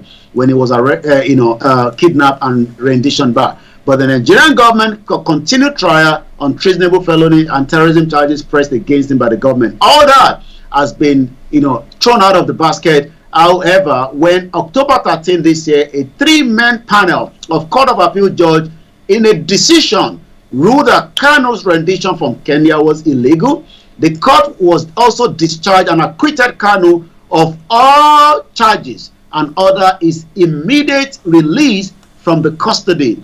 But the government doesn't seem to listen, and these are so many other reasons why people are asking whether it's a one-unit country or it's just a country that is being controlled by one particular ethnic group. So as we speak right now, Nnamdi Kanu's health is getting very, deteriorated. He's becoming very weak. His lawyers and legal are very, very concerned. And as of this morning, they've also put out another new press charges from Aloy Ejimako that says, yesterday I filed a suit against Ahmed Abubakar, the DG of the National Intelligence Agency, for his 8-day false imprisonment of Mazi Nnamdi Kanu in Kenya. So you can tell that Nnamdi Kanu was not just brutalized, he was also detained in Kenya. And the Kenya government are saying that they were not even aware, and he flew out of Kenya. And all this is now, the suit is promptly by newly discovered evidence that also implicate the DG and the NIA beyond the infamous extraordinary rendition.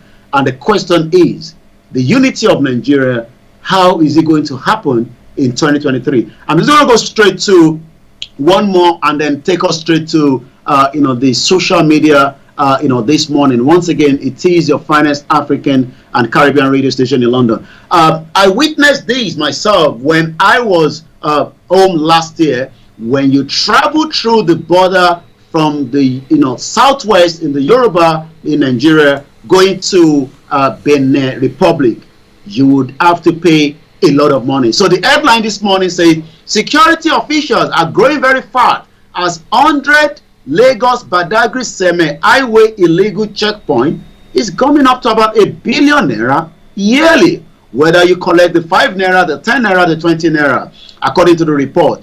Investigation how corrupt security agents had been using illegal roadblock to extort money from people in Lagos. To any doubting Thomas encountering over 100 roadblocks from Lagos Badagry Seme Expressway in Lagos State is unbelievable. However, investigation revealed this to be sad but truth on the international expressway that lead to the Republic of Benin. Under the guise of using the roadblock and checkpoint to checkmate smuggling activities and providing security along the expressway in the Seme border and its environment. Security agents, including officials of the Nigerian Customs, the Nigerian Police, the Nigerian military, had been subjecting unsuspecting members of the public to traumatizing experience in all the bid to. Even when I traveled there, one was asking me whether I was a true Nigerian, and the question then is, if I am not a true Nigerian, it is the best option now to divide Nigeria so that I can reclaim back my right as a Yoruba man rather than a Nigerian, where your passport that you're carrying as a Nigerian citizen does not value. I was actually reading one post on Instagram this morning, and the control immigration was asking the person his date of birth, even though he has the passport right in front of him. And they were both looking at each other as somebody that wants to kiss, according to that post. Now let's take us to the social media quickly, as it's now 11:45. The redesign of the Naira is breaking the headline on the social media. INEC is also trending, and since we've discussed INEC, we stick to that at the moment.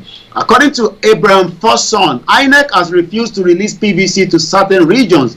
What is happening is intentionally from INEC, so you can tell that people are now becoming concerned that INEC is not moving the PVC, even though remember that during the week this week, we talked about the court allowing extension of the PVC registration. Again, Abraham, everyone that registered for PVC in June in the north has gotten their PVC. INEC is deliberately working against the youth. Again, from Ahmed, he's also saying, "Dear Elon Musk, we plead with you to help Nigerians with the use of the Starlink for our upcoming election to aid INEC with the real-time transmission of the election result." I think I'm going to just stop there. It seems now Elon Musk has got the Nigerians asking him to give us a Starlink, and likewise as the Yoruba are saying that should the government take off the internet, we will also be pleading with Elon Musk to allow the Starlink as it was done in Ukraine, so that the Yoruba will still be able to transmit information in case the government might want to do otherwise. Well, listeners, Starr Radio UK, Mr. Olayomi Koiki for you. I mean, we know that we've taken lots of your time, and but before we go, Yomi. Well, Starr Radio UK comes up Monday to Friday, where we talk about the update around Africa and the international world. But over the weekend, it's all the mix and bags that comes up. Later on tonight is going to be the property hour, but I'll be leaving you in the hands of Mr. Archie right now. For all our friends that are watching on the sister platform, we can't read all the comment, but we know you are there, and we say good morning, good afternoon. I'll be back again tomorrow, and like I say, tomorrow we'll discuss this properly.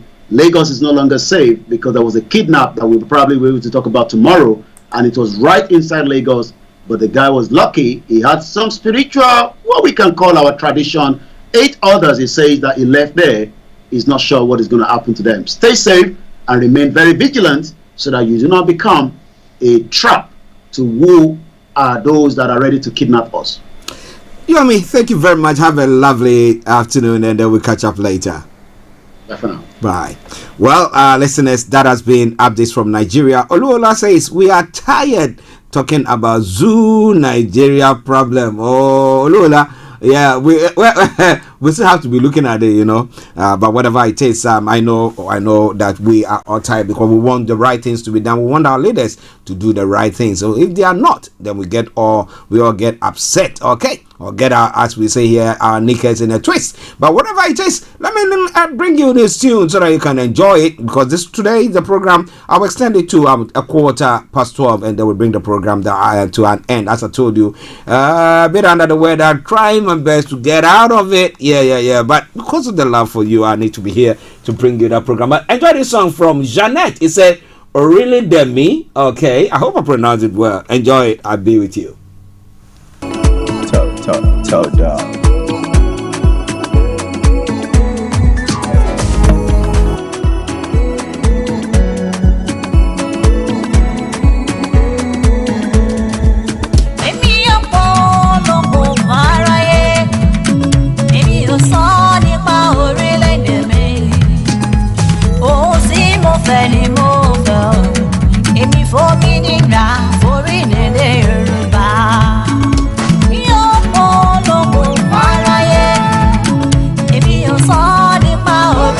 This is Starr Radio UK.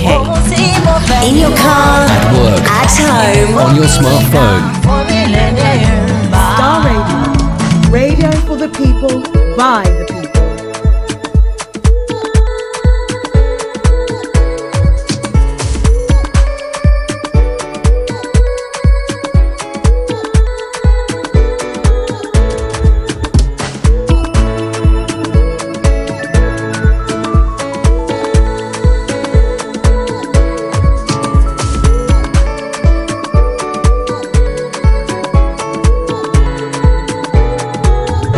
ọ̀pọ̀ aládé ní wàhálà sóde òru. Adé orí òkè kì í ṣẹgbẹ́ wọn. Akíkandìyẹ má gbógbé rẹ̀ fún kọ̀lọ̀kọ̀lọ̀. Ọ̀pọ̀ ojú wa dìde bó sípò ẹ̀tọ́ bàbá rẹ̀. Èmi ọ̀pọ̀ lóko aráyé. Èmi ò sọ nípa orílẹ̀-èdè mi. Ohun tí mo fẹ́ ni mo fẹ́ o. Èmi fòmìnira orílẹ̀-èdè Yorùbá. Mi ò pọ̀ lóko. This is Starr Radio UK. This is Starr Radio UK. Orílẹ̀-èdè Yorùbá. Ohun tí mo fẹ́ ni mo fẹ́ o. Èmi fòmìnira orílẹ̀-èdè Yorùbá. Ọlọ́run fẹ́ lọ́lọ́run yọ.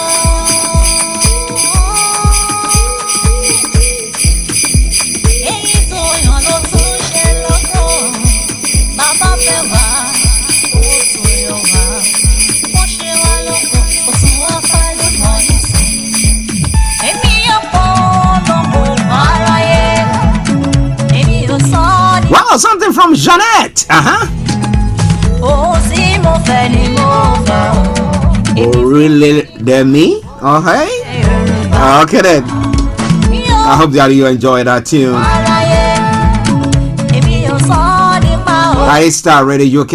Yeah, tonight, or this evening exactly at 6 o'clock, there'll be a repeat broadcast of the BB Means Business show that took place over Tuesday. There's going to be a repeat broadcast of that. But BB wants me to bring this announcement to all our cherished listeners. Well, those of you in the UK especially, but if you're not in the UK and you want to get your hands on that book, it's very, very important. It's her second book that she's written, and it's inviting you to the book lounge.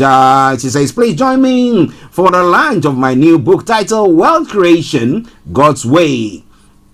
Now, revealing biblical secrets for financial success. The date is Saturday, the 3rd of December. The venue is Word of Life Church, 72A, Macewood Road, London, SE12 9RP. Now, the nearest station is going to be Grove Park, and the time is going to be between 4 and 6 p.m. prompt. For all reservation purposes, yes, contact Pauline on 0203 233 0800 0203 233 0800. So join in on that. And a quick commercial break, and then we continue with the show. Stay tuned, don't you go away. SendWave is a money transfer app that is used by people all over the world to send money to their loved ones in Africa. With SendWave, you can send money to Ghana, Nigeria, Kenya, Uganda, and Tanzania. And the best part is, SendWave is absolutely commission-free. Our exchange rates are excellent. You can see for yourself by checking them out on our website. So how do you use SendWave? SendWave is an app that you can download onto your phone from the App Store or Google Play Store. The app is free to download.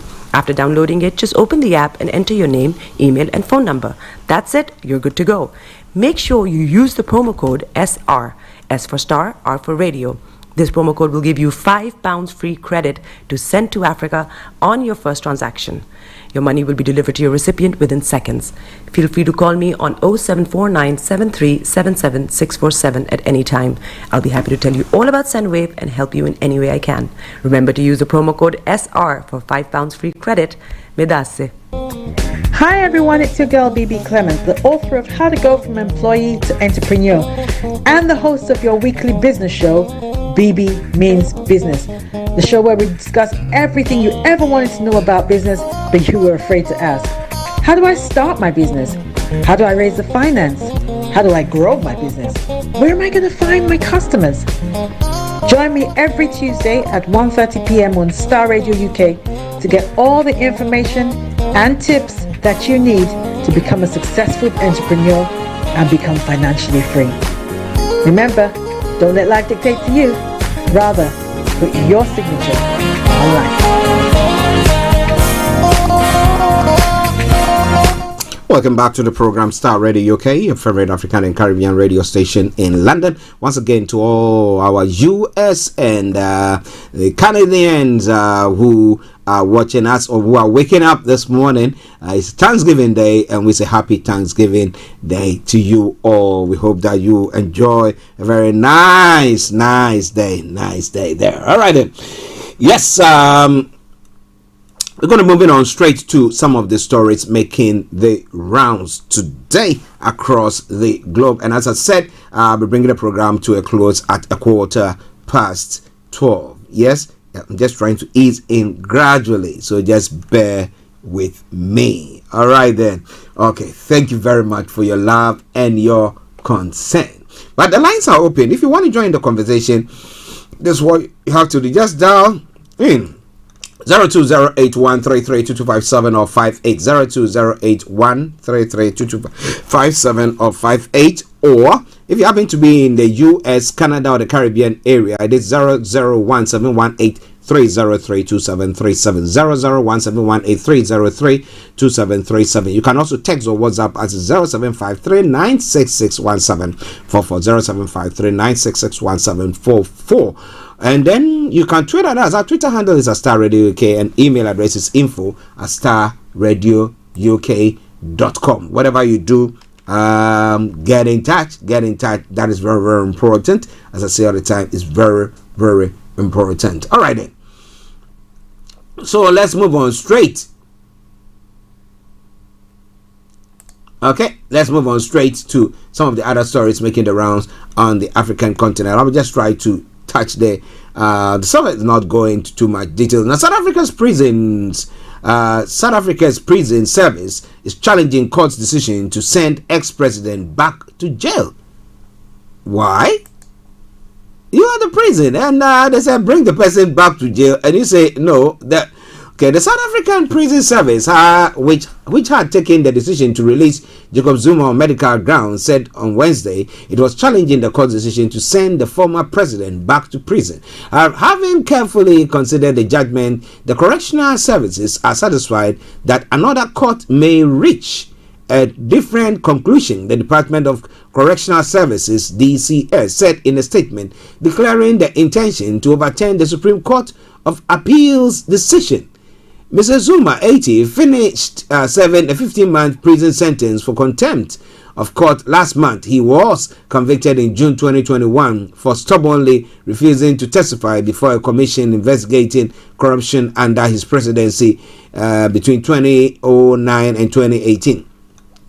His imprisonment the following month triggered an unprecedented wave of violence and looting in a tense socio-economic context, leaving more than 350 people dead. Now, barely 2 months later, he was released for health reasons and placed under judicial supervision. The head of the prison services had granted parole against the advice of the prison medical committee. The Supreme Court of Appeal ruled on Monday that the early release was against the law and that Zuma should be returned to Escort Correctional Center in KwaZulu-Natal, Southeast. The court in Bloemfontein is the second highest court after the Constitutional Court. The former head of state has denounced the cruelty of his return to prison. Now, Jacob Zuma's state of health remains largely opaque. Now, according to a multiple medical reports submitted to the court, he suffers from blood pressure problems, high blood sugar levels, and severe colon damage. In recent weeks, he has appeared in public several times,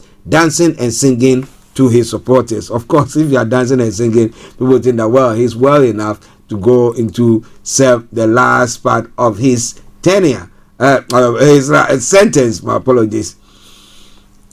Well, so that's some stories making the rounds there. But in Tanzania has begun rationing electricity due to drought.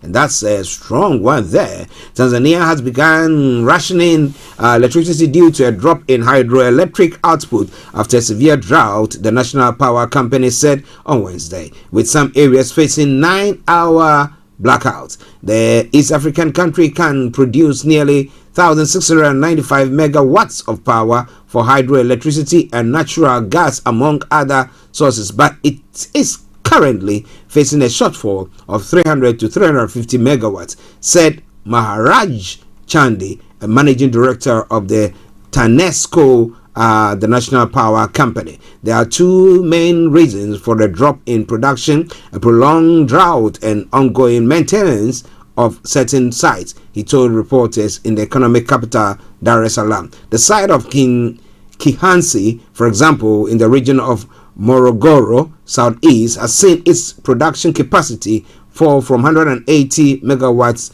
to only 17 megawatts, and that is quite a serious one. Wow, that's a serious one there. But it's all coming your way from Starr Radio UK. One other story before we move on quickly. Well, in Sierra Leone, MPs are scaffolded over electoral reforms.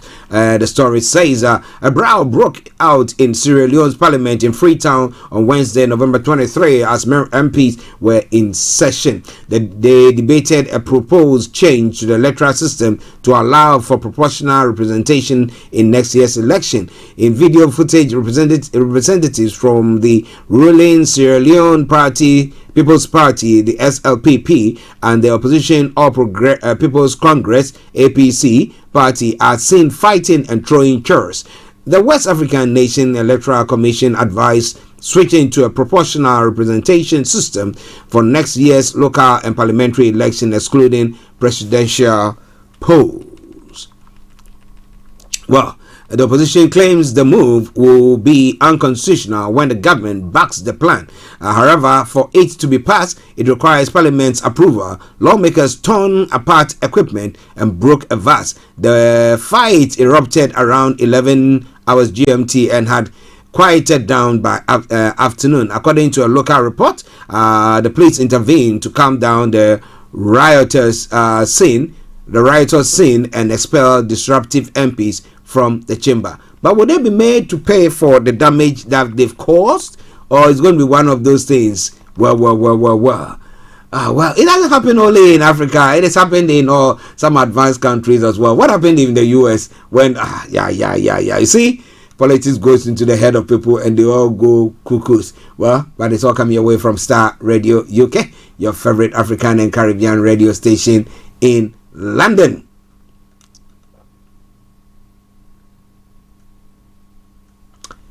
Okay, now Overreactor is presenting the 2023 budget to Parliament. That's what the story said. The Minister of Finance and Economic Planning, Ken Overreactor, is before the Parliament of Ghana to present the 2023 budget statement and economy policy to the House. The presentation by the Minister is in fulfillment of Article 179 of the 1992 Constitution and Section 21 of the Public Financial Management Act. Now, according to an earlier statement by the ministry, the 2023 budget is expected to focus on the government's strategies to restore and stabilize Ghana's macroeconomy, build resilience, and promote exclusive growth and value creation. It will feature updates on Ghana's engagement with the IMF for an IMF-supported program, year-to-date macro-fiscal performance of the economy, the June Start initiative under the Ghana CARES program, climate action strategies, fiscal measurement, and debt management strategies to ensure fiscal and debt sustainability and promote growth, the ministry said. Well, so those are some of what is happening at the moment in Ghana today. 3 minutes past the top of the hour. The morning show, the program. But former President John Ejim Kufuor has recalled how fooled he felt when he was invited to the official ceremony by the government of Ghana in 2010 to mark the start of the country's production of oil. It will be recalled that it was under the tenure of the former president that Ghana found oil, but the official production of the commodity will only begin 2 years after he had left office as president. Describing that moment as one of the biggest moments of disappointment, President John Ejim Kufuor explained that although he wished that this would have happened while he was still president, it was impossible. We discovered oil in 2006 to 2007, and technically I was advised that the pumping will not start till 2013. I was due to step down end of 2008, meaning that I found oil and I wouldn't be there to see it being pumped. He laughed. So I begged them to see if they could bring it forward a bit, but they said the earliest they could do was 2010, and in fact they did that way, but I had been out of office 2 years already, and unfortunately it was not my party that came power, and their approach was different from ours altogether. This all coming your way from Starr Radio UK, your favorite African and Caribbean radio station in London.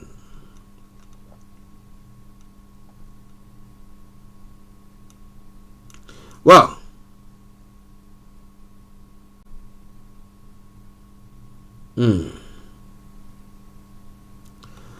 interestingly, Ghana will be playing their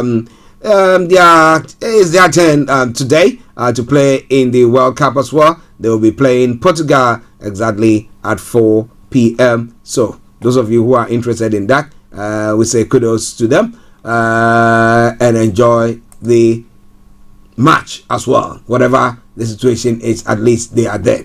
Okay, COVID cases for China rises despite tough action. The residents in thousands of Beijing tower blocks are ordered to remain indoors as workplaces are shut down.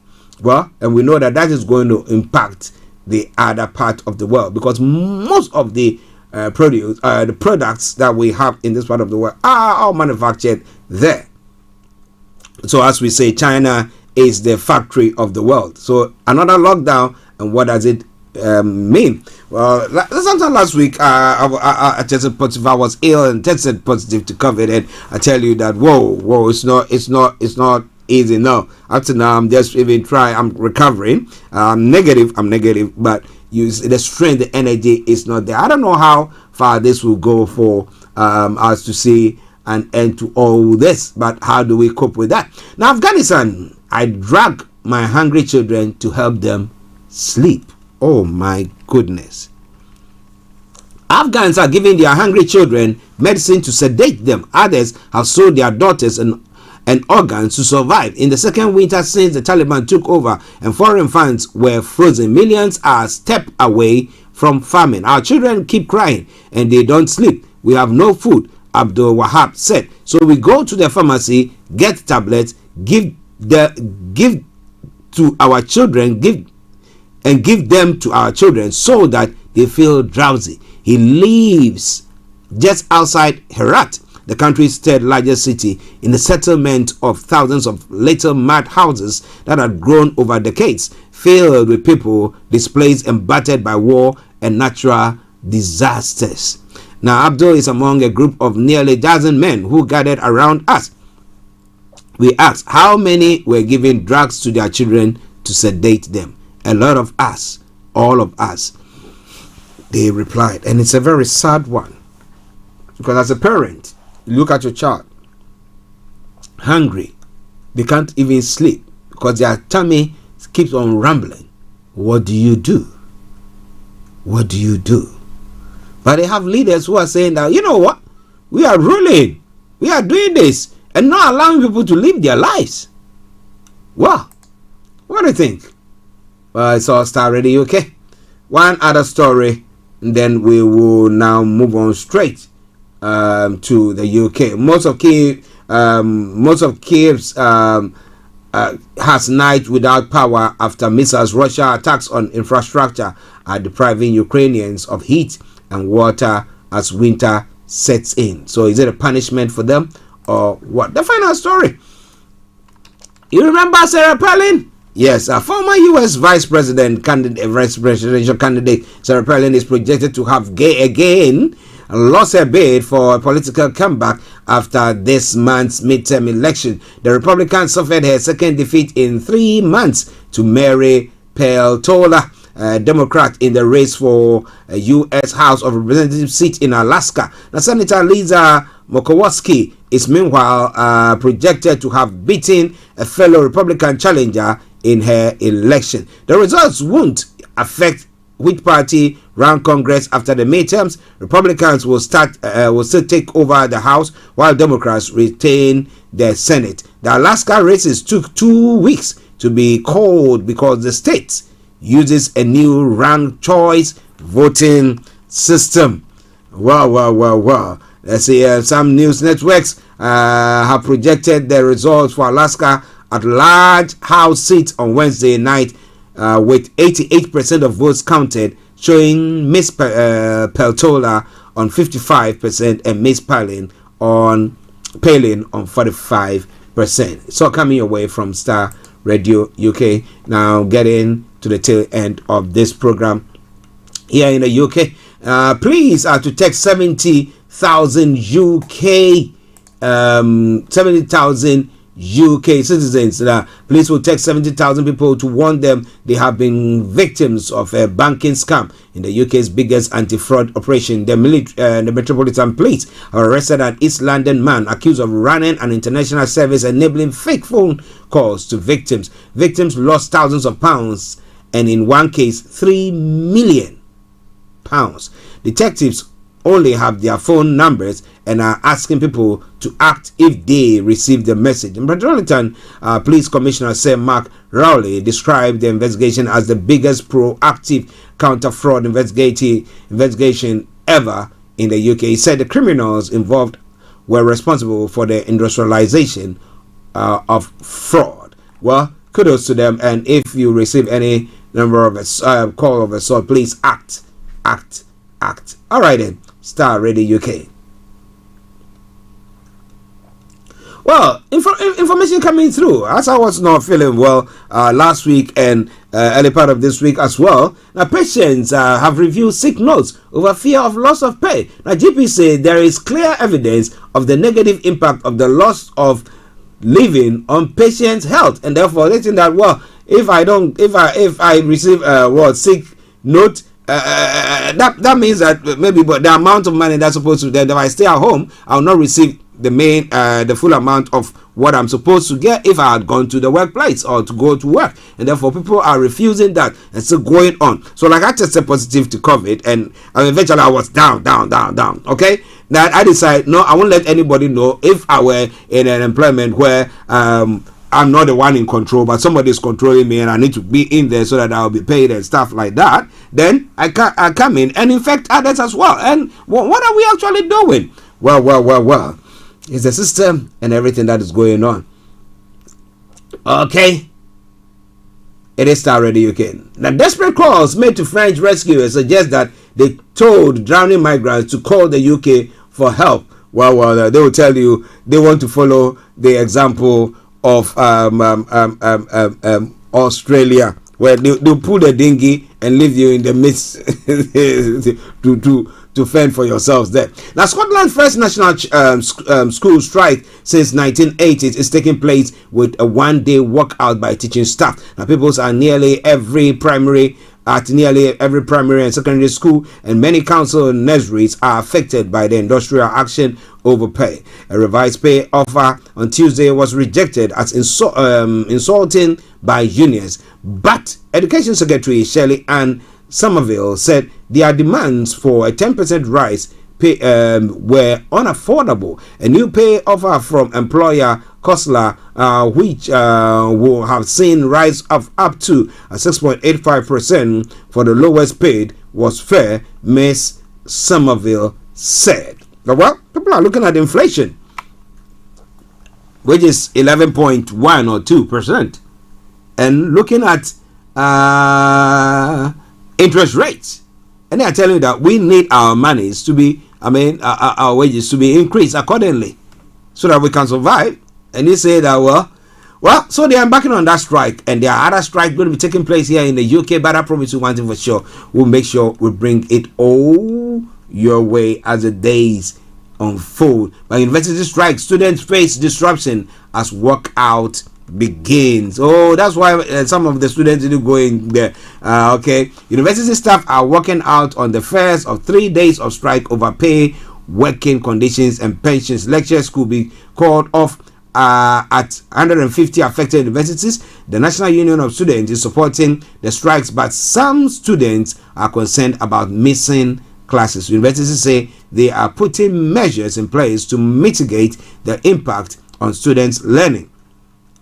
The University and College Union say more than 70,000 staff will be taking part in the strikes, which also take place on Friday and next Wednesday. It is unclear how much teaching will be called off, as union members do not have to say whether they will be striking or not. Well, so this is where I bring the program to a close for today. Let me say thank you very much for joining me. As I said, thank you for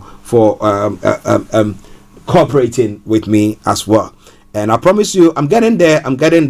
But for the love that I have for you, I cannot stay at home. I just have to be here. I'm negative. No, I'm not that I'm positive. I'm negative, but I have to be here to meet you here as well. But this evening, remember at 6 o'clock exactly, we'll be having BB Clement coming your way with the repeat broadcast of BB Means Business and a lot more. So stay tuned. Have a lovely afternoon. And bye-bye for now. Enjoy this song from a cover version of Kojo Enchi's song, Made of Upa, My Sweet Love. Yes, to all you who have listened to us, enjoy it, and bye-bye.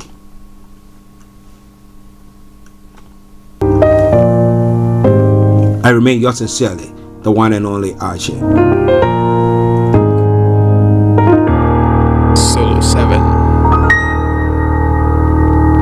Mira fupa unyum nepwe. Mira fupa unyum nepwe. Mira fupa unyum nepwe. This is Starr Radio UK. My sorry and a Thanks for listening. Thanks for listening. Sema bemo boa asirechwe wama wasiegumi menya wonde fufropi oda ye unkoma techem oda ye unkoma shishishi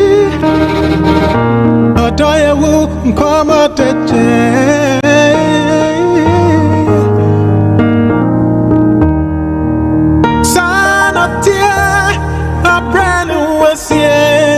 I'm penning was some Susana winning back us out.